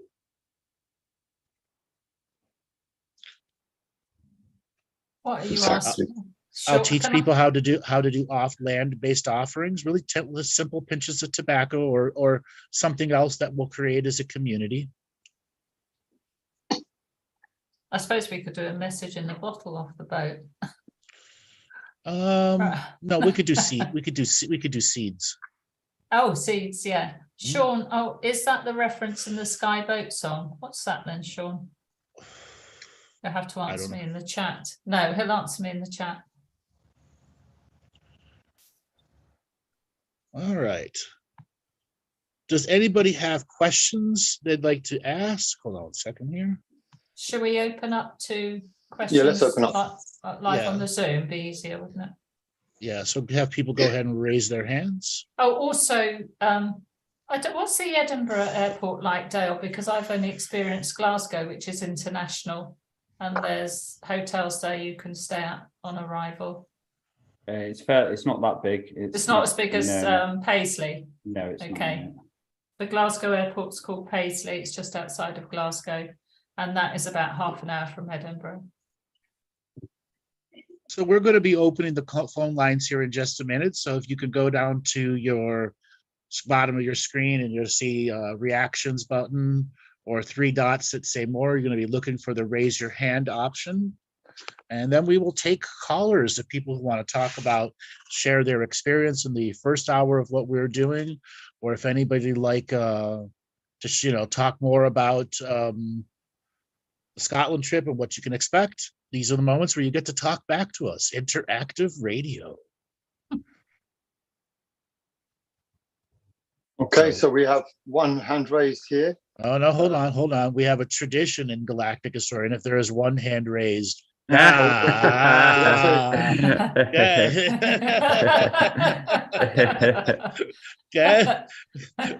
And we're going to ask for one more hand to be raised. Who's the chicken and who isn't? Buck, buck, buck. There we go. And because iPhone 13 Danae was the first one, we are going to ask her to unmute. Can someone send her the signal to unmute? Absolutely. Yeah. Danae, are you there? I am. How you doing, darling? Long time ago. We just talked 2 weeks ago. Yeah. I guess I'm getting roasted on the spit now, right? As the first hand raised. Yes. with some haggis wrapped around you. Yeah. Since you sure asked. A few Scotch eggs on the side. Oh, too Would funny. you like to put your video on? Do I want to put it on? Well, I don't know what my background's like, so I'll try. As long as there are no dildos or sex pictures, you're fine. Okay, I don't know. You don't know if there's dildos or sex pictures out? Definitely put it on. I don't know if it's gonna let me. Unable to access camera, it says. Okay, never mind. Oh, sorry. You got off. I got off this time. So right? what do you think of the show so far? Makes me laugh for an entire couple of hours. Good. Yeah. No, Scotland's beautiful. Oh my gosh. I was there about 11 years ago with a Can-Am Pipe Band. And oh my goodness. All the places that you guys are planning to go to, we went to. And treated like kings and queens. It was just beautiful. It was beautiful. So, but the first time I went when I was 17 with my Highland dancing class from Trail, BC, we missed the Edinburgh Tattoo by 2 days. And that was my dream to see that in person. And oh my goodness, yeah, magical. Magical. Edinburgh is beautiful. What did you think of the experience in the first hour? Yeah. The hotel, you missed the spa. That's the most important part of the hotel. The GH spa. Yeah. Where Andrew hands you the towels. Well, Andrew's it's funny. everywhere. After lockdown and lock up, that's the first place I went was the Sheraton Cavalier downtown Calgary. And that's where I did my staycation for 2 weeks because I was locked up for so long. So it was like a Calgary portal. That's all I can say. I was robbed. I was, by the Khazarian Mafia. They identified themselves before they robbed me too. That's what was so crazy. And I'm like, oh my God, I just got robbed. Mhm. So yeah, but no, it's that was fun to do that visualization of the tour. Like I said, it's like you're in a movie. Well, that's the nature of reality. It is a movie via perception, isn't it? Exactly. Just change channels, and sometimes the remote does not work. Yeah. So are you guys planning to go towards the end of July or beginning of July? First week or second week in July, I believe. I think Dale's got the dates. Yeah, I think it would be the 1 second, let me just double check this for you. July. Anyways, every time I've been there, it's like super hot weather. So I it's been like, I think it was from the 3rd of July. Yeah. 3rd. Yes. Okay. Yeah. oh, okay. 9 nights. Yeah. Must have been an Cool. alternate dimension, Scotland, because Scotland generally is not nice weather. Yeah. Yeah. I was guess- lucky. I Yeah, went I was. 2 years ago in that time, and it was bloody beautiful. It was hot. So I was really lucky. Yeah, I was too. Wow. All right, Danae, thanks for calling in. We've got a short amount of time left in the show. We're gonna get to those other hands that are raised. Thanks, Danny. Sounds great. So Jason Have a Plum, great. Yep. Yeah. All right. Jason Plum, we're going to bring you on. Message to unmute. Hello. Hey, Jason, how's it going? Hey, what's up, Andrew? What's up, guys? Not much. Where are you calling from? Summers Point. I'm actually in my ice cream store. Awesome. Yeah. Yes, let's see it. Let's see it. Okay. There's a Live from an ice cream store. First, the Yes. first. I knew I could taste vanilla earlier. There we go. it's not quite season. We just closed up actually. So I'm in here cleaning. In the off season, that's what we do. It's a 45-year-old ice cream business. So Andrew, you know what that's about. The fact Oh, that yeah. it is. Oh yeah. So what did you think of today's show? I loved it. It was really special. I came on about minute 17, so I was a little late to the party. But going on the journey with you Mhm. was an amalgamation of all the teachings that you've done. I was the one who made the comment the other day about an episodic, a seasonal kind of feeling. Sorry, let me lower my heart rate a little bit. It's okay. That's actually what we're trying to create with everybody over here at Two Feathers, is a more broadband way of transmitting the teachings and not having to constantly go back to the basics for all the new people that have to put a little effort into it. And Right. an ongoing show that's for those that want to up their level and up their game. And I appreciate it. Going through the levels and tasting the tastes, and bringing, like I wrote in the comments, the areas that we went to were all very familiar, and you have the guide, and I thank you for bringing your energy as our guide to keep that frequency high. And then there are notions like there are no more oral teachers, they're all gone, and yet we have you, and you share this frequency. Good on it on our part. We use our imagination and create with it, and then everybody's sharing, and here we are, like learning from each other, and it's excellent. Well, thank you. We're all here to we're all here to next level it together. We're a next level family. Exactly. The thing is that you say using imagination, but when we are projecting there, we are actually there in real time and space. We're actually there, and the beings we're interacting with are real beings. And this is the thing, is that this reality that we exist in right now is very exotic to most of the universe, because that's how they function. Right. Yeah, I felt grateful to actually stretch and be there, though I haven't. Yes, I'm with you, Maty.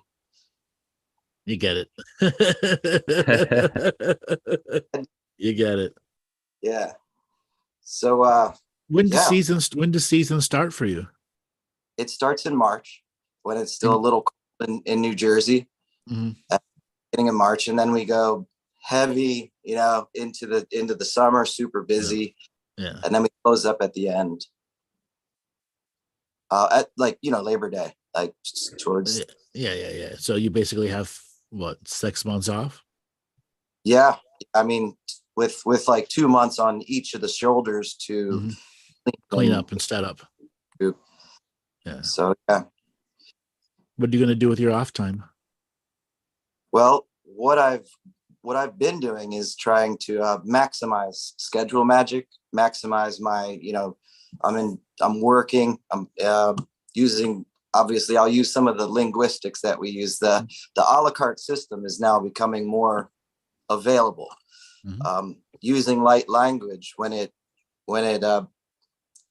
accomplishes, when you have your intentions behind it and it accomplishes, and then you bring those waves, and just like in Qigong, Dan, like you're familiar with the areas of discovery, it validates you to know that you're producing like multi-dimensional waves of light through your language. And the same thing happens with imagination. So it's been a work about how to make more time for this practice, so that I can actually work in the grind and not like lose that. Does that make sense? Absolutely, 100%. You're right at the edge of having your explosive development, so that it will, affect even the times that you're working. You'll be able to stay in explosive development. This has been the goal. Yeah. Nothing can rock you. Sorry, I missed it. So do you have your seasonal time? So you work for some parts of the year and you make enough money to survive for the rest, or do you have to hustle for the rest of the year when it's out of season? Actually make enough money. It's an established business, and I make enough money to get by. I'm not thriving with the money that I make during it, but it's enough to keep you going. I'm sorry. So you have a decent amount of downtime where, so you'll work on, and then you have some work off time where you're covered. You don't need to go out and earn money. You can actually dedicate yourself to your practice and to those other parts of your life. It's a very fortuitous position to be in. Thank you. And as you said, schedule magic. Yeah. Your schedule is your magic. It's what the magic you're intending to do long term. And if you think like an architect from schedule on, it simplifies everything. Yes. I thought a lot like an artist, kind of confused architect, but I'm coming back to the basics more and working on the fundamentals. How has the light language affected you? Well, my journey with light language has been pretty interesting. I didn't know I was speaking it to a bunch of like kids. Probably 2014, I was a PE teacher for about 15 years of my life.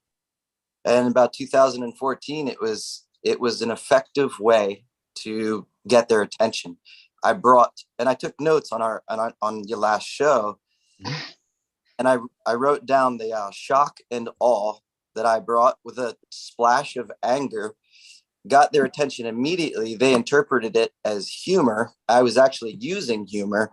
So we have this multi-wave like effect. And I realized that you shed anger in that moment. You get what you want. You have their attention. I was like, oh, this has been working like this the whole time. So, and these are the intentions I bring to my dog or cat, if spoken there.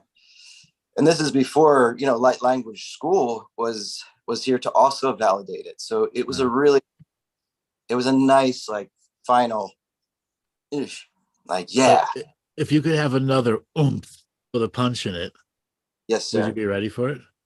Yes. All right. Someone has stepped up to the plate. Okay. Hold on 1 second.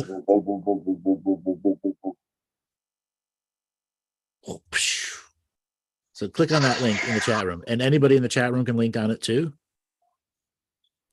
Is this what I think it is, Andrew? Yes, it is. Yes, it is. You put me on the spot as well last week. Can you send it again? I go to the chat room. I see. Yeah. On it. Okay, it's going to take you to a Google Doc. Whoa. And this is like a contract revocation, but done in the phonetic of the light language. And at the very bottom, it tells you the translation of it. Now, I'm going to teach you a very specific way of how to simplify and do this and understand it's all about the enunciation and pronunciation. And the more you be able to enunciate and pronunciate with intentionality behind it, the more you will understand of what you're actually saying. Do you see the document? I do. All right. So it's basically 1 page plus 1 line. What I want you to do is just read it out at a normal pace, and this is your very first time looking at it, and just allow yourself to cognify the letters and put together the phonetic enunciation of it, and just try to go at a normal pace. If you feel anything weird, energies, careers, let those happen. I may have you pause in certain places if you're going too fast or too slow. Mm-hmm. Just go ahead and read the first 3 lines. Qui akli nagu lagu quick mash ali ik mag nolu ulu uli shaatie lek bachjusu nenzi shi tatlik she goy uvha kid ish gozi that was a silly one. Cozy gazi dagna ziek cc leon l xl ql cots bos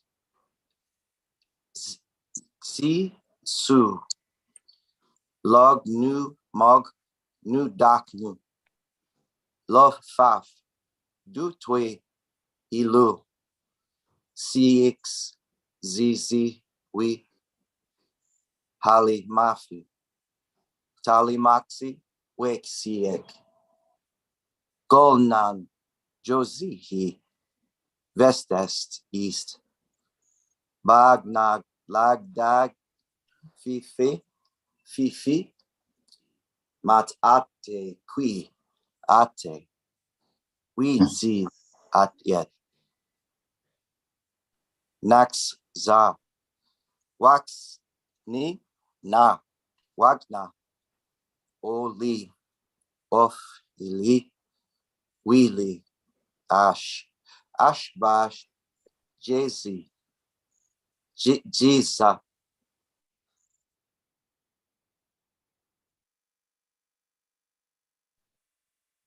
Feels like the pressure is building a little bit. Mm-hmm. Stamina. Volza kozi as kazji qui is Be e la. Ki e fold fe. Ki le fold fe. Gozo. Mazu jazu. Kazu. He's zu hasnu. He's near. Halloween. Halloween in. Canoe. We knew. Na. Nui. Jazz. Alo. Splash. Splash. Ziqui. Beaks. Six. Qui. Yak. Aknag. Ak. You acknowledged you did a lot of energy motions in here. Now, for the nature of this experience to work, go back up to the top, take a deep breath, and read it as fast as possible without any limitations, as fast as possible, and just let your enunciation be the enunciation.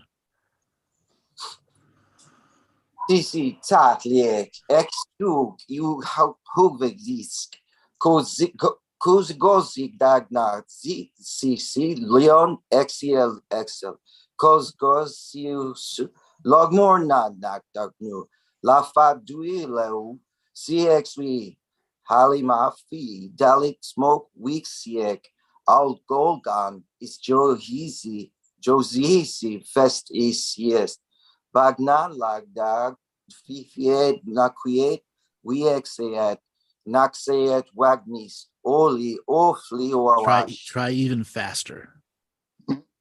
Ashbas jiznazu what's volzi kozika as akazki qui bili kifui jigazu mazukazu se kizan Halloween queen kini way jazzle splash shui biekna. Wow. Yeah. That's, Wow. Well done. That's Well done. What was it like for you going between those brain states? It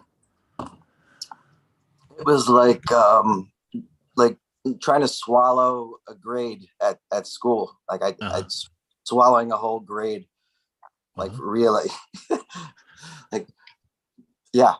Dale, you want to share your experience when this happened to you? Yeah. So I was speaking to Andrew and he just threw it on me. I'll try this. I was like, so initially I went into it with my mind and the English mind of reading it, and my basically brain, when I was trying to, my mind got on it too much. My brain just went, I can't deal with this. It kind of just shut down and it couldn't, it was like going off 5 volts and I was in 2 volt mode. So for me, my brain was just, it was like stuck, and my brain was just like, I can't fucking do this. This is new synapses and stuff like that.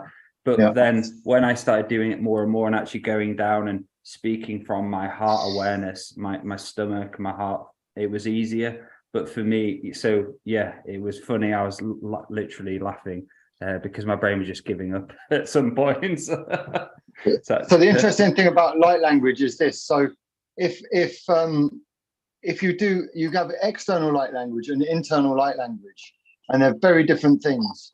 So when I give my external light language, it's completely infinite. So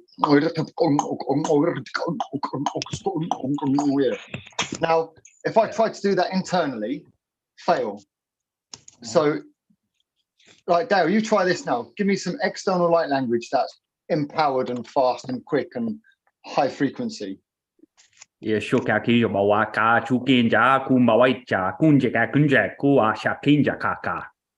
now trying to do that inside in your internal thought.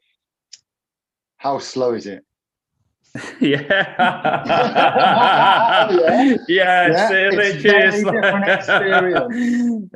Just slowing it down. So internally I can only go waha kucha tanaka wata chaka. Well, outside I'm going they're two very different things. It's like an iPhone 5, isn't it, or something? Still processing it. What Dale was saying before is you were at a place you were making brand new synapses. Synapses that will only make you far more effective at light language itself. And knowing that state where the brain's trying to understand and in control and not in control at the same time is the defense mechanism against light language. and all you have to do is turn that defense system down and be in the flow. Okay? There are some people when I give this document to, and they go slow, terribly slow, and as they go fast, all of a sudden, clear intentionality comes out of them, because it's all about, can you be that instant lightning forward energy with your consciousness? You just did it once at a slow. You're already familiar with all of its energies. You should be able to do it faster. And then again, and you repeat that, and all of a sudden a more cohesive language will come through. And you were saying that people with dyslexia can use that to the advantage, Andrew? No, because it's not letters. Oh. and dyslexia works for you, not against you. Yeah. Okay. So if you're dyslexic, that means you are very, very good at reading light language, making the pattern recognition. Nice. Oh, it also reminds me of like learning an instrument, which I try to separate myself from and go superluminal past, I don't have time. I'm talking to Andrew and the boys and Laura. It's like, yeah, I gotta drop that and learn it real quick. Yeah, exactly. And sometimes it is. The other day I went into a high frequency of light language, and I love light language, and I was on a mushroom trip. And I just went into this extra frequency, and I was saying to Andrew, my arms were like, they were doing this, and the sounds that were coming out. And Andrew said, well, you were playing a multidimensional instrument. You literally were. The layers that you can go to is quite breathtaking. And I had an experience the other day on a walk with two of my children, Heath and Peter, and I started doing light language. I didn't tell them anything about it, but I was just like, you give it a go. And they naturally picked it up so fucking easy. Straight and away. They were just straight away going into it and going. And I didn't even have to explain what it was. And I just keep going. And it was just, it was incredible, really. That was awesome, because you sent me the... And then we started to just message each other in light language audio. No idea what I agreed to. Gabrielle's like, what the fuck's going on here? They're literally like,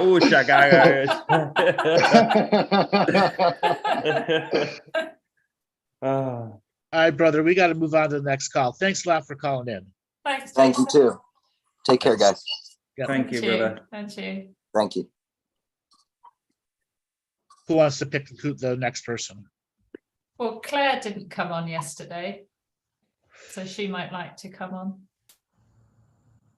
Put her on then. Just ask her to unmute. No, she is. No holding back from Claire. How you doing? I can do my video too, I guess. I'm good. How are you? Good. How you doing? Good. I'm good. I love these shows. I love you guys. I've been doing the work, for about a year and a half now, and it is just, I work full time like this other gentleman with his ice cream shop and all, but finding the time in between or coming home, it's just helped me more than anything. I've been on this journey since I'm 17, and your work, it's just a way of finding words, things you've always known in your heart and in your mind all this time. And it's coming a little slower for me, but it's excellent. You're starting to get results that make a difference in your life. Absolutely. Right away. Yeah. Even the first time I did a revocation, it seemed to stop, almost like a Charlie horse, let's say you have in your mind. It just stopped. Yeah. All of a sudden I thought, holy crap, this is what I've been looking for, because I really didn't know too much about the unseen world, or I didn't believe in it, because everyone thought, oh, it's all light, blah, blah, blah, there's nothing else, all the typical stuff. So just thank you so much. And Laura, all the shows, I watch all the, the Talking Stick, and Laura, when you did that Journey to the Stars and you read it with Martina, Andrew, that was unbelievable. And I know Maty had mentioned it before, that really, really, it's just very wonderful. I feel very blessed. And thank you. What did you think about the show earlier today? I loved it. I was able to do it pretty quickly. It was very beautiful. The Galaxy. What did you taste in the food? Oh gosh. The hot lava was more like kind of tinny metallic-y. Yeah, I didn't like it. Yeah, that was a little metallic-y. The light was very smooth, very almost like cotton candy to me. It was like changing on and off and kind of floaty, very, very light. And I love all kinds of food, so that was very interesting, very fun. And the planets that we went to with the mountain floating Yes. inside. Oh, I was able to think immediately. I want to go over here, this side, that side, and I was just going boom, boom, back and forth. All over. Mhm. That was really, really fun too. And it's That's funny. what happens. Yeah, it was really. And that's what your galactic vacation at galactichistorianvacations.com. Come sign up on the multidimensional website. Andrew teaches you to be an infinite being. So when he takes you on these journeys and your attention goes, It does. that's the way it is. That's the way it is. And there's, Go for it. there's an option to get a tattoo as well. That's why you're a tourist. Tourist. Oh my God, my daughter just got married a couple of weeks ago. She's my very haunted daughter. Andrew and I have spoken about her before, but she's got so many tattoos now. I'm like, oh my God. she's getting them. But as a matter of fact, I had done her wedding. It was medieval, so I did all the decorations, and I have a lot of beeswax left over. And when you mentioned the tools, is that something we would buy from you? Or is it something we can make? Is it? I'll teach. I'll be able to show you how to make them. They're not terribly difficult. It's just a matter of doing a bus trip over there. It's do we pre-make them all, or have an opportunity where everyone can melt them down and do them themselves. Again, that's a detailed part of what we're still trying to figure out. Okay, very, very. And maybe we could release a series in the future anyway, teaching people how to do these kind of things. Because I saw some on some of your shows with Natalie. Yeah. Yeah, I love That's those shows, DNA shows. I've watched Yeah. many. That was excellent. Excellent. I had something else I was going to ask you. Oh, I had gone to Disney. I go to Disney quite a bit because I live in South Florida. The new ride is the Guardians of the Galaxy ride. It's Yeah. brand new in Epcot, and it was just so fast. It's so incredible. And you're going through the stars and planets, and you're going 60 miles an hour, but you feel like you're going slow around the moon. And when you did that first part of the trip, That's what it felt like for you. yeah, I got sick, but it was very beautiful, very beautiful. But that's part of this journey too, with your work too. Yeah. I'm finally on the other 50% point where I'm finally starting to really understand without as much doubt as before who we really are, how much power we have. And I'm sure it gets higher and higher and higher. I have lots of healing to do still. I know where I need to go and do. But I don't know, it just keeps going from there. It's juxtaposed, Claire, because the more you expand, the more you realize you're at the beginning of your journey, and you'll reach a new level where you think, gosh, I can't go beyond this level. I've reached the top of all I can. And then you realize that you're just a newbie, and there's all these other beings looking at you saying, what the fuck are you doing? That's how it is. It literally is. Each time you expand, you're a newbie in a new playground. The new kid on the playground each time. A new plateau, Exactly. And then I make a decision. And, even before, you didn't think much about, or you thought you could never time travel, or what are the different timelines? What does it all mean? And I realized even just every day when I do my work, if I don't do that, I stay on a different timeline. I want to get back on this timeline. And I realized, oh, that's a timeline. Just changing your thought, getting back on track, because I work a full-time job. I work for a oral surgeon.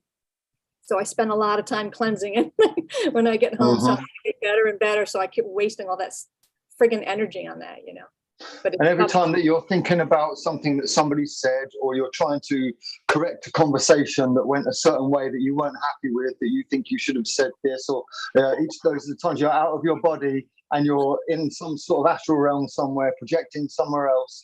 And it's so subtle. Yeah, you're right. It is. And once, like you said, when you get to a certain point, you realize it on a whole different level, and it gets deeper and bigger and deeper. But you can't go back. Never. I mean, I would never. If I even miss my day of doing some of my work, I'm like, nah, I don't like missing. Go back to sleep. It's an impossibility. I have this thing that there's a stream entry. There are many people who do wake up, go back to sleep, wake up, go back to sleep. But there are those that gravitate towards certain types of teachings that you can just tell. They're in a stream, and that stream will flow. Now, that's not to say that you can't get caught on the side and covered by silt, because you absolutely can. But the stream is still flowing. It's still there. I did so many things through my life and went back and forth. And I mostly wanted to live. My sisters are all light healers and light workers, but it was too strict for me, all the rules of not being able to go out, not party, all these other things, not have too many friends. Oh, the classic grandmother light worker bullshit tales. Yeah, exactly. Yes. Right. Yep. I was 1 foot in, 1 foot out, but this is so perfect because it's the highest truth that I found. That's how I feel in my heart. Like I've been looking for the pinnacle of truth, of more openness. So for freedom, ultimate freedom is all it's all of our hearts want, I think. You want to be able to, on Martina's show the other day, you have to be here.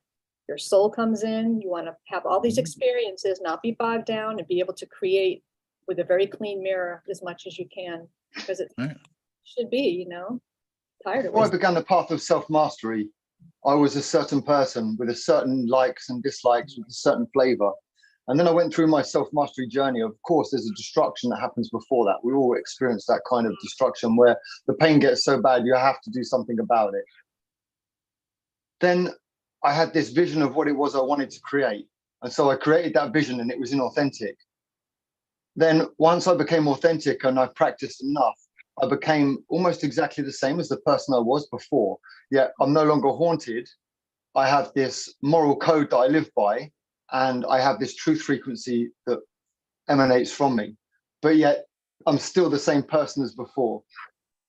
If that makes sense. People would meet me and you wouldn't even know. And I would never try to impress on somebody, this is who I am, this is what I'm capable of.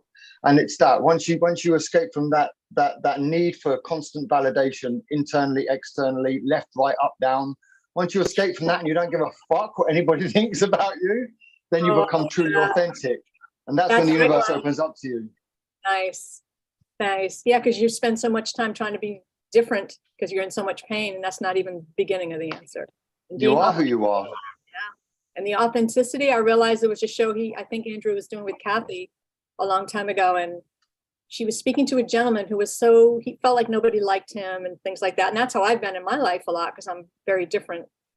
But it was just the fact that I wasn't authentic. And when she said that, poof, it was like, that was the answer that's been haunting me for so many years. If you're not authentic, people aren't going to see you in a certain light. But if you're authentic and they don't like you, it's not your problem. Who gives a shit? It doesn't mean that you have to make sure that they know that you don't get on.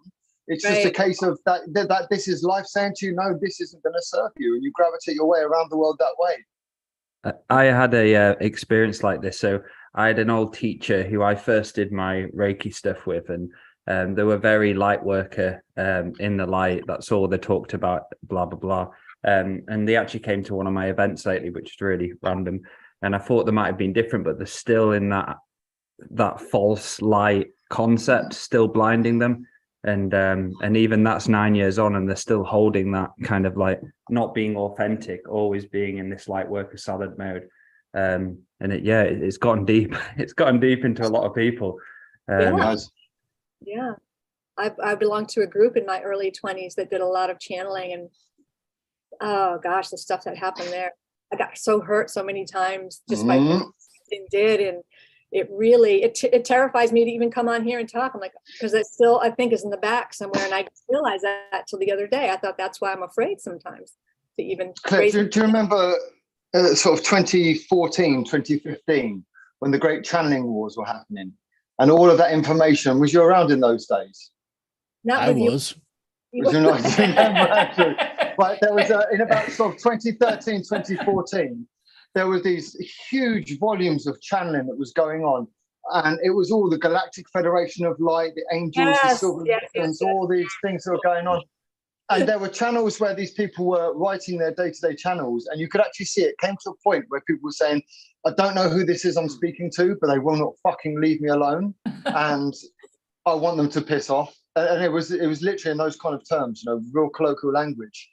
And it just kind of collapsed, didn't it? I think George Kavasilis was one of the first ones to speak out about it. Do you remember, Laura? It was like the great channeling wars of 2013, 2014. I lived it. And for me, as a being I was, it actually led to me being taken away onto ships and having experiments done and things like that. It got serious. Oh, it was with that automated annoying voice, wasn't it? It was like a computer Yeah. voice, like Archangel Michael, and like Yeah. really Yes. robot. Like Yeah. the angels The come in, blessed we have crystalline grids ascended. of the Yeah, the blessed crystalline grids of the earth are now aligning with the central galactic central suns, and the angelic communities are coming down to bring in this. It's just constant. Light salad. Light worker salad. And you wonder why I come up with those terms. Gosh. So it's just spouting off a bunch of bullshit. So what does the Yes, it crystalline was. structures have to do with Uranus coming out of Neptune? Yeah. Or how you get up and go to work in the morning and come back. Exactly. Yeah. I just enjoy this very much. Or they're doing it all for you. You don't have to do nothing. Exactly. Yeah. That was the big Yes. one. Yes. I used to wake up every morning, look out, the kid's here. Oh, fuck. So I made a revocation a long time ago to all those who are doing it for me and not asking me. Fuck off. Yeah. Throughout all time and space. Stop stealing my experience, asshole. It's a different, I want to do it myself because I feel it. The Yeah. little jumps that I have, I still get lost, I still get whatever, but it's not permanent, it's a little Mhm. temporary. And It is it. the journey. You're not Yeah. all of a sudden a flat earther with purple hair. No. Yeah. Flat earth, and a fruitarian as well, A fruitarian flat earther, exactly. Yeah. which ends up in hospital. I remember being so disappointed when I was told all I had to do was sit on the settee and watch the person next to me who would go crystalline and spin up and ascend, and then it would be my turn, and this would happen very soon. This was all being channeled. And like Andrew said, I was just so disappointed. I thought I came for the experience. I actually want to experience this. I want to do the work. I don't want to do it that way. Yeah, but how many of them spun up and actually went up? Nobody. None of them. So what did you miss? Not a What did you single miss? fucking one. So perhaps I believed it then. So the old, what's his name? Drumvalo and his Oh, macabres. I The feel amount it. of money people spent on that. Actually, I got one of his little books about going into the heart, and that taught me the visualization of dropping into my heart. That was okay. But yeah, Melchizedek, I think, right? Is his name something like Oh, that? cheesy Deke. Cheesy Deke. Yeah, cheesy dick. And then there was Cobra. Does anyone remember Oh, Cobra? Oh, the we limp don't snake. mention that name. Yeah. The Don't limp mention that name. snake No. that decided to sell everyone physical gold and silver, less by Pleiadian tachyons. Yeah, yeah. And there's that Custom ones. Corey Goad time, wasn't there, where there was Oh, always that yes. something new has come in. There's this new secret information coming out. So Oh, that was Corey's because a good man. he was with David Wilcox. Wilcox. Yeah, that's who I mean. Yeah. Corey Who's was a good man. still Corey's a promoting good man. Trump's in office, even though he went full on biblical Jesus again to get out of the Yeah. shit place that he put himself in by supporting the Q group. Oh, he did. Oh yeah, hardcore. It's funny because a friend of mine introduced me to Gaia TV back in 2017, and I watched his whole line of wisdom teachings. Those are great. They were, Yeah. that's when I realized, I was like, oh my God, I never heard of the Babylonian money system. It all made so much sense to me. It Mhm. was a good series. So Yeah. it really, Great teacher, shitty disclosure guy. One of the first things he did. What was the source one, Andrew? Source something. Source teachings. That was an incredible book. Yeah. Mhm. And the references Source, yeah. in there, the actual homework he's done on there, where he's looked to some of the Russian teachings and the way he's Yeah, referenced it and translated it. Absolutely mint. Yes. Brilliant there. Just failed miserably on the other side, but I still give him his brilliance. Okay. he seems to have a good heart. He seems, I don't know. He's definitely out of touch with his audience. Completely out of touch with his audience. So even if you have a good heart, if you're out of touch with your audience, you're never giving them what they really want. Yeah, that's true. And that's an unfortunate part about connecting to your audience. It's the unlimited point of view. Yeah. And how many videos have you seen? The ones about Trump being a light worker? It's like right and center. Trump should become a light worker. There's people just writing essays about it. Yeah, I know, because he was placating the Christian audience, and he was doing focused advertising because he had lost everyone after the election, and the only way he could save his audience was going Christian biblical and doing advertising in those groups. Back to Baal Horse and all the other things that attracted those people through those, because you'd be surprised how many preachers actually talk conspiracy in their readings from the pulpit, all throughout the South and Midwest. A lot of them, quite a few of them, and then all the radio ones do the same thing. They're like as bad as Alex Jones. Oh, yeah. Except they have a collar, okay, and a Bible. I honestly think Alex Jones would be one of the best comedians ever. I really do. Me too. Yeah, I think he's got incredible like comedy skill. Yeah. Or at least a spiritual arbitrator. At least someone like that who's arbitrated between two parties. Right. All right, Claire, we got to let you go. We've got time for one more caller we're going to get to. Thanks, Claire. All right, let's bring on Santo next, one of the OGs. OG Santo. 1 minute. Santo Cavallero. Can you Are hear you me? there? Yes, how you doing? I'm doing well. How are you going? We're doing pretty good. It's like, what, 4 o'clock in the morning for you there? It's 6 o'clock now. So, yeah, it was an early start, but wonderful show.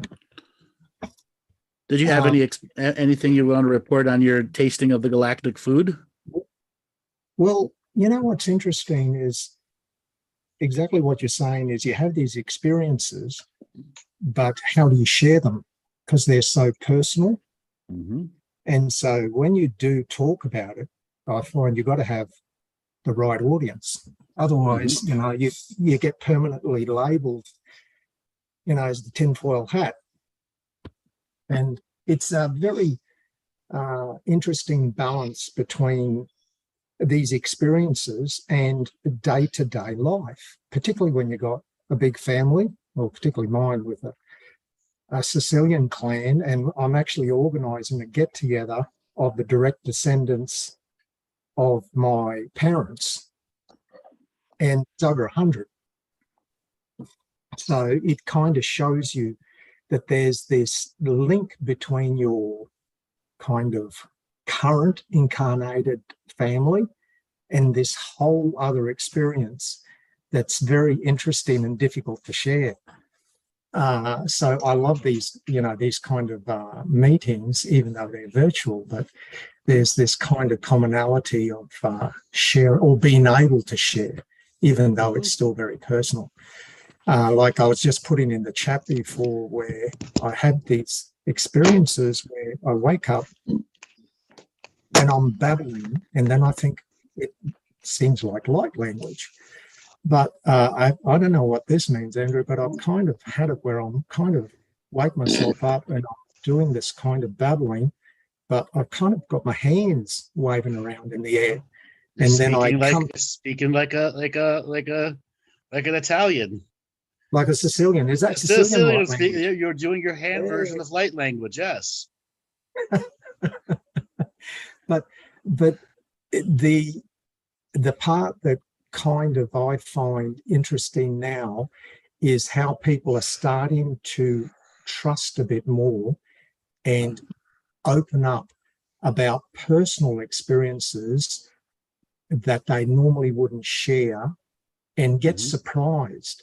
I even find that with my own family sometimes, where you kind of curiously look at each other and go, you had what?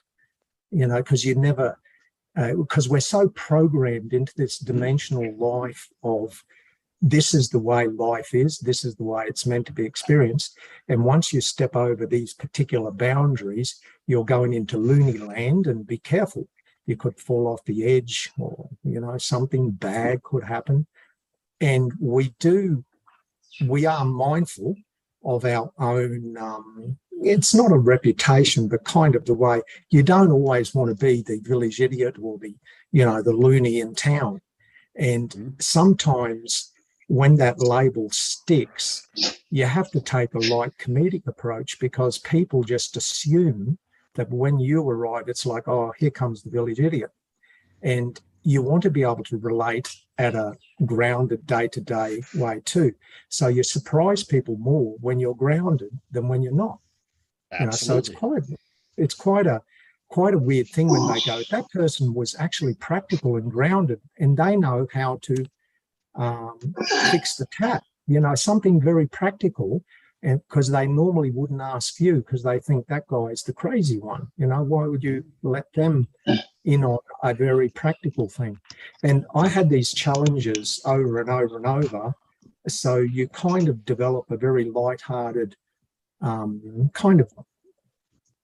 you use humor a lot, and that kind of dissipates, as you say, humor being the greatest dissipator of dense energy. And so you dissipate it out, but at some point you want to share it. And that's what I like about this group. It's real, and you're kind of sharing these experiences without feeling vulnerable. And even though we don't know each other physically, there's this kind of connection.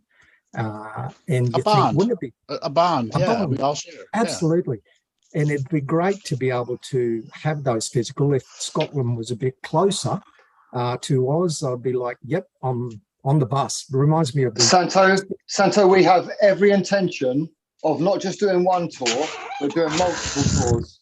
And we're going to cover all areas of the earth. Don't worry. Sounds like the haunted house going on with that. He's in Savil's house. Andrew for a cigarette, I think. You'll have to come down here. We have every intention of not just doing this one tour, but we want to do Iceland with the Aurora Borealis, and then of course we're going to have to do the Aurora Australis. So we're going to come back to Absolutely. Yes. Can't wait for that. We have every intention of doing that. We're in a beautiful part of Australia here. It's the Mount Warning. It's a big volcanic cauldron, and you just feel the energy. And we're right on the edge of a cliff where we live here, and it's rainforest. You're in the, a national Springbrook rainforest, but it's quite powerful, the energy. And it's interesting, just a month ago, we get this knock on the door, and those people from that, what's it called? I'm a Celebrity, get me out of here kind of thing. There's this reality show. Yeah, they want to do a show on our property. And I'm kind of like, I don't know about this energy. Definitely. Yeah, but how much are you going to pay me? Yeah, absolutely. How much are you going to pay me? Well, it's interesting because they've been a few times and they've taken drone shots and because they want to build this big thing off the cliff to do, all these sort of exciting things. And, but I'm kind of just asking questions of how's this happened? How many people? One person first said, there'll be about 60. And then the next group that comes goes, there'll be about 100 of us. And I'm thinking that's a lot of energy. So that's what it actually takes to film those things. Okay, they're talking about they're probably talking about a $200,000 to $400,000 budget on that. Yeah. But why not? I'd say yes, do it. Just as long as it's clear in the contract, you're completely indemnified. You're good to go. Yeah. Well, absolutely. They're coming back with the director and producer in a couple of weeks, so it'll be interesting to see where that goes. But it always comes back to the energy, and I just love the energy of this group, and I love the energy of that natural, living resonance of the land, and the contrast is unbelievable. Like my kids will ring up, can you babysit today? And you go into what I call the soup, city soup. And it's kind of like, and you can't explain it to them. It's kind of like, it's not that you're saying, I can't wait to get out of here, but you're kind of like, it feels so good when I get home. Yes. It does, but while you're in the soup, you can be the garlic. The shrimp or the shrimp. Or the shrimp or the chili powder. The thing is, while you're in the soup, you can be whatever it is that you need to be to make the soup interesting. Yeah, it's kind of that concept of contrast is unbelievable. And it's like we're just very close to the Gold Coast where there's the beach, and there's almost a 10-degree difference in temperature because we're about 800 meters above sea level, but it only takes us 40 minutes to get to the Gold Coast, and you have this incredible contrast in one day. Like we'll go down there and then we go 2 hours later, it's like, oh, we can't wait to get back to the cool mountains. Completely different reality. Yeah, but that contrast, I think, is what keeps us moving, or something about, and we become stagnant so easily. And I noticed that a lot in the city. They feel as though they're dynamic, but there's this stagnant energy of sameness, of synthetic sameness. Here's another way to putting it. In the city, they're moving in molasses, but out where you live, you're moving at normal speed. The city is actually slows everything down to an organizable karmic resolution energy. And it's designed on purpose to slow things down. And you feel it the more time, and it's so difficult to explain it because it's an experience. And it's like with my kids, I say, wouldn't you like to move out of the city? But it's in their head, and they fight the notion because they know that, like just yesterday, we were with the grandkids and that on the beach. It was a wonderful day. But they gravitate back into the normality of the safe. It's kind of like this weird cotton wool that they feel. The hamster loves the wheel, Santo. The hamster loves the wheel. That's it. Yeah. And so I think it takes people like yourselves to kind of gradually encourage people to just try the experience, go, because we've been conned so heavily through the love and light movement, and people feel wounded. And I know I went through it. I lived through the 60s and the whole hippie movement and there were wonderful experiences, but pushing the envelope through lack of discernment. But it seems like it's a natural process of, walking, stumbling. You're learning to walk in a new world, and you'll fall over and you'll bruise yourself every now and then. But I find a lot of people either get sucked into that and feel they've got the answer in the new bubble, this new cotton wool, this rainbow coloured bubble, or they get very jaded and triggered. What I find interesting is I used to have a big bullshit meter. You have the bullshit meter and it'd always be going off, the bullshit meter.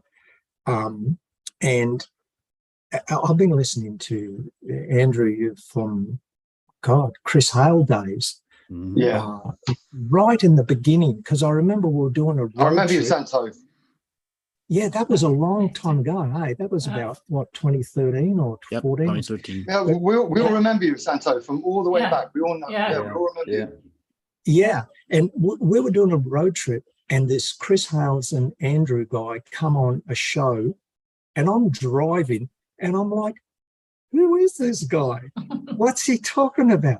And I felt like I was going to drive through a portal and just go into another space, and became absolutely fascinated and hooked by, all the information.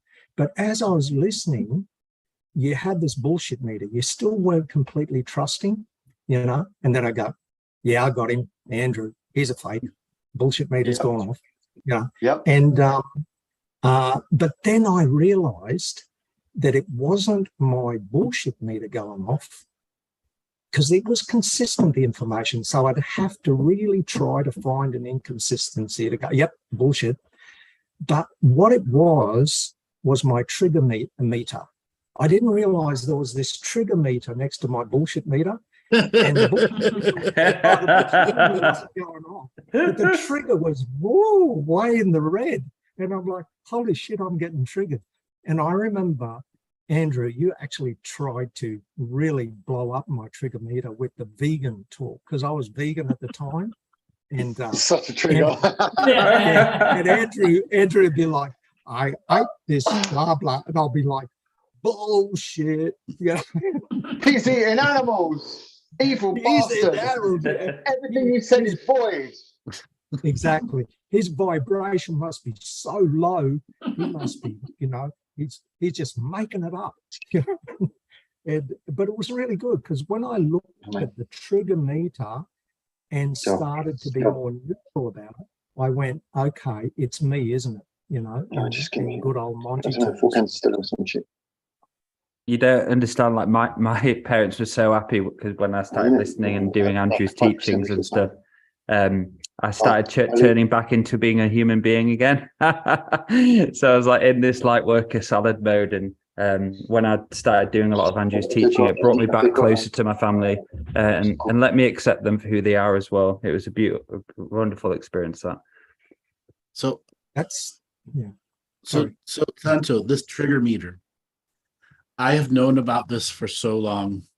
And was I truly hammering on you in that moment? Yes. Individually, because the people in the audience back then made up a bigger percentage of the infinite things that I could reach into that the system wasn't ready for me to reach into. So those early shows, no matter what people were on, good, bad, or indifferent, or ugly, it doesn't matter. I had more opportunity then to throw a wrench in the plan that they would have no chance of seeing until months after it was in the system than ever before. Okay. The audience does make an absolute difference into the equation of what envelopes can be pushed, what new triggers can be triggered. Yeah, I'm still wearing the scars, Andrew. Oh, yeah. I was lashing you. Yep. Could you speak a little bit more about some of the other triggers attached to the bullshit meter? Well, there were the personal ones, and I think you have to identify the zealotry touch points in your own being. Mm-hmm. And I didn't recognize the vegan one as a zealotry trigger point. I had unwittingly a level of love and light kind of approach to the whole concept, which didn't have any negotiation. It was kind of cemented in my being as the way. And you don't understand that. I think the other ones are the mistrust of in self to be vulnerable, particularly when you got monkey mind going, hang on, I'm talking about things that have burnt me in the past and I could be made fun of. Somebody I know could actually be watching this video and I could meet them, sometime in the future, and they're going to have fun. I'll become yet again the laughing stock. Did you see him in that video talking that nonsense? So you kind of have to have a fair degree of trust in self to be able to find your voice. And I felt that ability to find your voice is not as easy as it sounds, because you have to actually, it's having been through the very conventional corporate, going up ladders and doing a lot of presentations at conference, I know that stage fright thing, or, being a muser and playing and all that sort of thing. And it's a very different thing, because a lot of people think finding your voice is, just get up on stage, make the speech at the wedding or whatever. But it's not that. It's a kind of a trust in self, and it could be with an audience of one. It could be with yourself. But being able it's authenticity, Santo. Authenticity. Absolutely. Yeah. And people are always able to go, oh no, that bloke Maty, he's got a rough past. He's gonna take you. He's just good at it now. He's learned a few tricks from this Andrew bloke, so watch him, and there will always be that, always. And you have to get used to the naysayers. You have to get used to all that. And the skill in learning how to filter it out in the moment. And it's kind of an instant recognition of the trigger happening. It's kind of like you have all this confidence in yourself and you think, I can do this. And one person can bring you down so easily, particularly your own family. That was it. But that's, I can reverse that and flip that, because that's what Andrew's equation represents. Because Andrew represents, and you've already said this already, when you heard Andrew, you realized that he was always coming from a truth frequency. Now, there was another factor to it, because once you listen to Andrew for a year, everything he'd ever said fitted together. And all the different facets of it, not just the galactic history, but all the teachings and the other bits and the way they fitted together. Now, it would take an absolute genius just to make that lie, right? If it were a lie, it would take a fucking genius to make that lie. And so, you know, it was his truth frequency. And so, sorry, I'll let you get back. Let me just get this last bit out. What I found was that when we were in that point where there's all that false information and all of that weaponized information, Andrew was the one that was speaking the truth frequency. So when I heard something from Andrew and it triggered in me something light workery that I was holding to, I had to work through it. And over the years and the different progressions that I went through, eventually he validated himself through my own practice. And so there come to that point of faith where I realized all of that other stuff has not been validated because it's not even there anymore. It lived, it arose, it died. It lived, it arose, it died. And what stayed true was everything that Andrew's brought to us without giving himself just the teachings. Yeah, you're absolutely right. But it's a friggin' paradox. It can become an echo chamber, you know, where once you wake up, you think everyone else is able to wake up. It's like I came from, you know, that corporate world and academic kind of world. And so I've got a lot of friends who are academics. And one of my close friends who we've been sharing a lot of this kind of academic information, I thought he'd really warm to Andrew. I shared Andrew, but he's comes from a brain analysis, biochemical, written lots of books about that stuff. And he comes back to me and he goes, that guy's schizophrenic. And I'm like, is that the best you could do? The best you could do, exactly. So Andrew, from your perspective, this is a personal question, and I've wanted to ask this for such a long time. Those of us that have followed you for a while have noticed how many people seem to turn coat on you or treat you disrespectfully. And it's not broadcasted and it's not a known thing, but those of us that have been close to you see this happening. What is the reason for that? Why are there so many people close to you that get so involved in your movement and what you do that end up not being able to maintain themselves? Santo had the exact definition. They don't know they have a trigger meter in front of something else.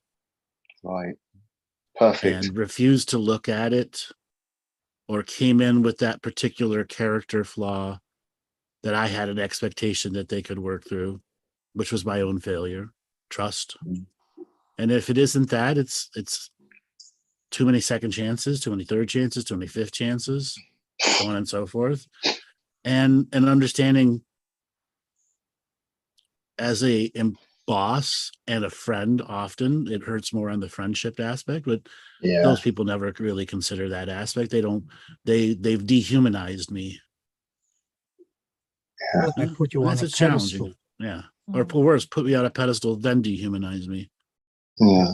You know, Andrew, one thing I found interesting was the whole book, because when I got that book, it really was I felt a concise summary and something that I could share, and that, you know, with people that maybe were able to assimilate this.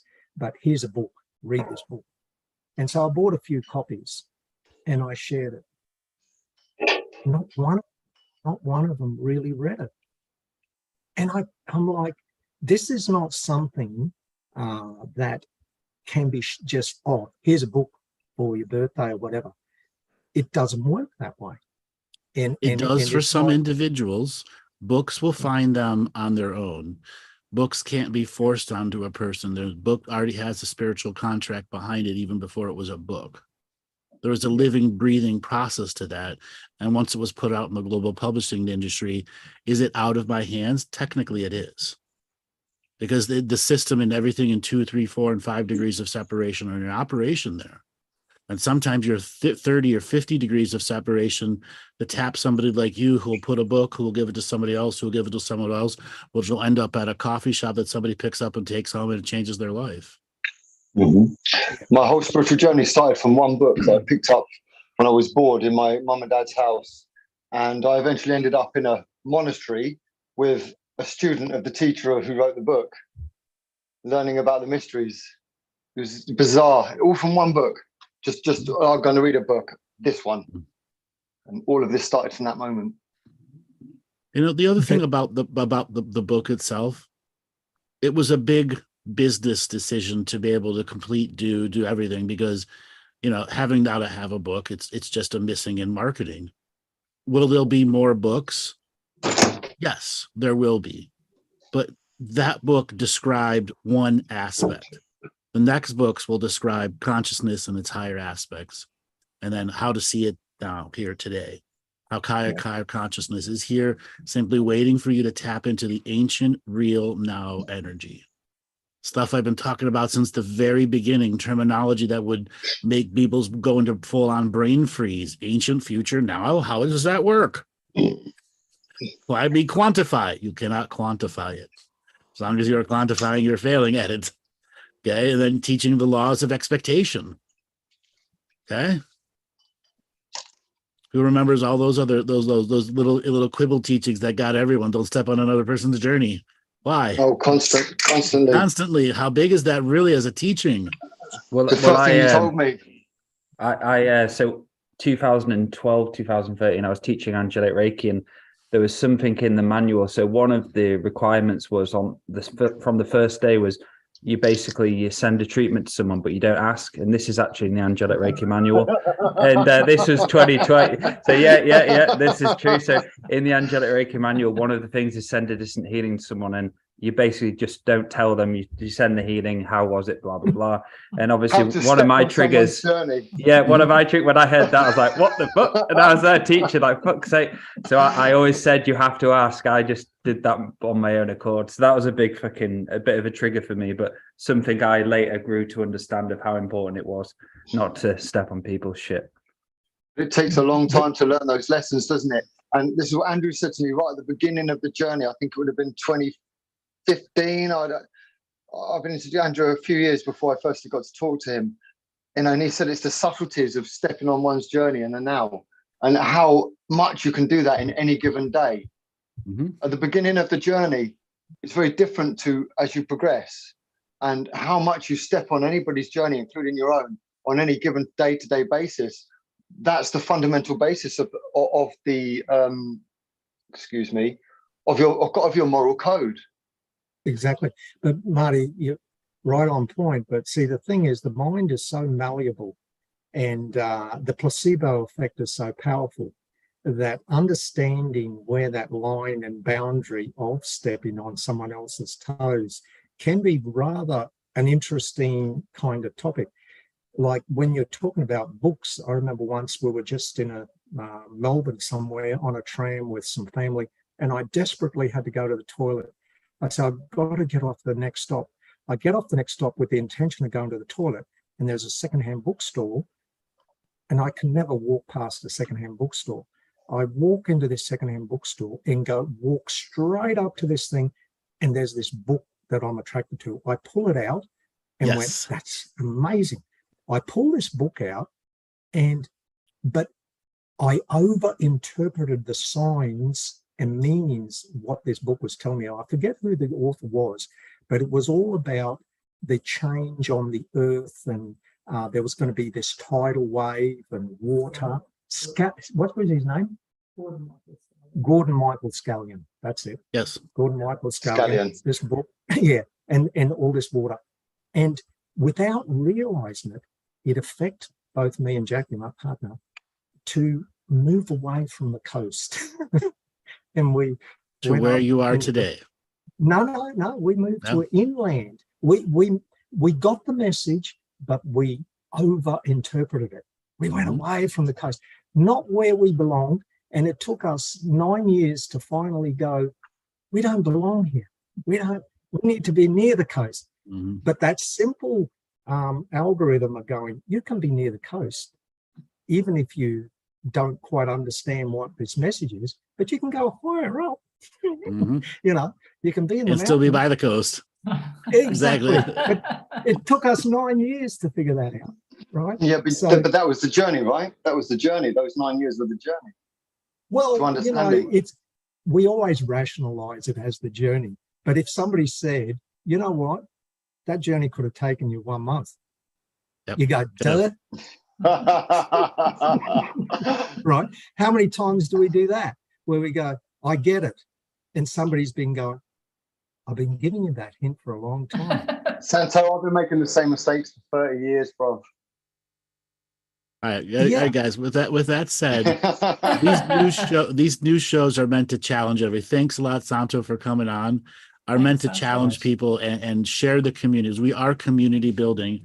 We want to remind everyone to go to twofeathers.locals.com and just sign up for the page there. We'll have ongoing information, show dates and times there, and then some of the special broadcasts that will come out on that also. All right, ladies and gentlemen, boys and girls, children of all ages, our second night has come to an end. Muhahaha. We will be back tomorrow And we want you for all dressed another up. show. Dressed up, and it's spooky tales, including possibly Andrew. I think we said cryptic, strange stories, and then open the Zoom room. And things that go bump in the night. Yeah, we have to go dark. We want to see. I think Dale wanted to do serial killers and murderers. Yes. the mind of a murderer and serial killer and Jeffrey and everyone. That'd be sick. No, Jeffrey, he's been overdone. He's been overplayed. Yeah. But we've not heard from Andrew's perspective of that yet. That would be interesting. Oh God, I have no idea what's coming. Can o' worms. You think the lava was tasting funny? Wait till you look at that. Yes. Oh yeah, it's pretty cringy. So same time, 6 p.m. GMT, 2 p.m. EDT. Yes. And no matter how prepared we all are for daylight savings time, everyone else will still fail at it. I almost missed this time. I was messaging like, so you in an hour? Yeah, no, 10 minutes, 20. Yeah. And we had the daylight savings talk the day before. Yeah, we Okay. Yeah, but you're in no time, right, Dale? That's it. Yeah. Yes, he has an excuse. He's got his no time certificate. And I've got 6 children as well. That's another excuse. That's why you have a no time certificate. All right, everyone, please hit the like and subscribe button on YouTube. Like and make a comment. Like and make a comment on Facebook. Also, please come and sign up for the newsletter at andrewbartzis.com also, so you can get all the exciting newsletters for all the new shows that we'll be doing here with Two Feathers Medicine. And, all right. And sign up for Locals, it's free. Yes, Locals, it's free. All right, Senor Dale, Lord of the Zoom Room, take us away. Thank you.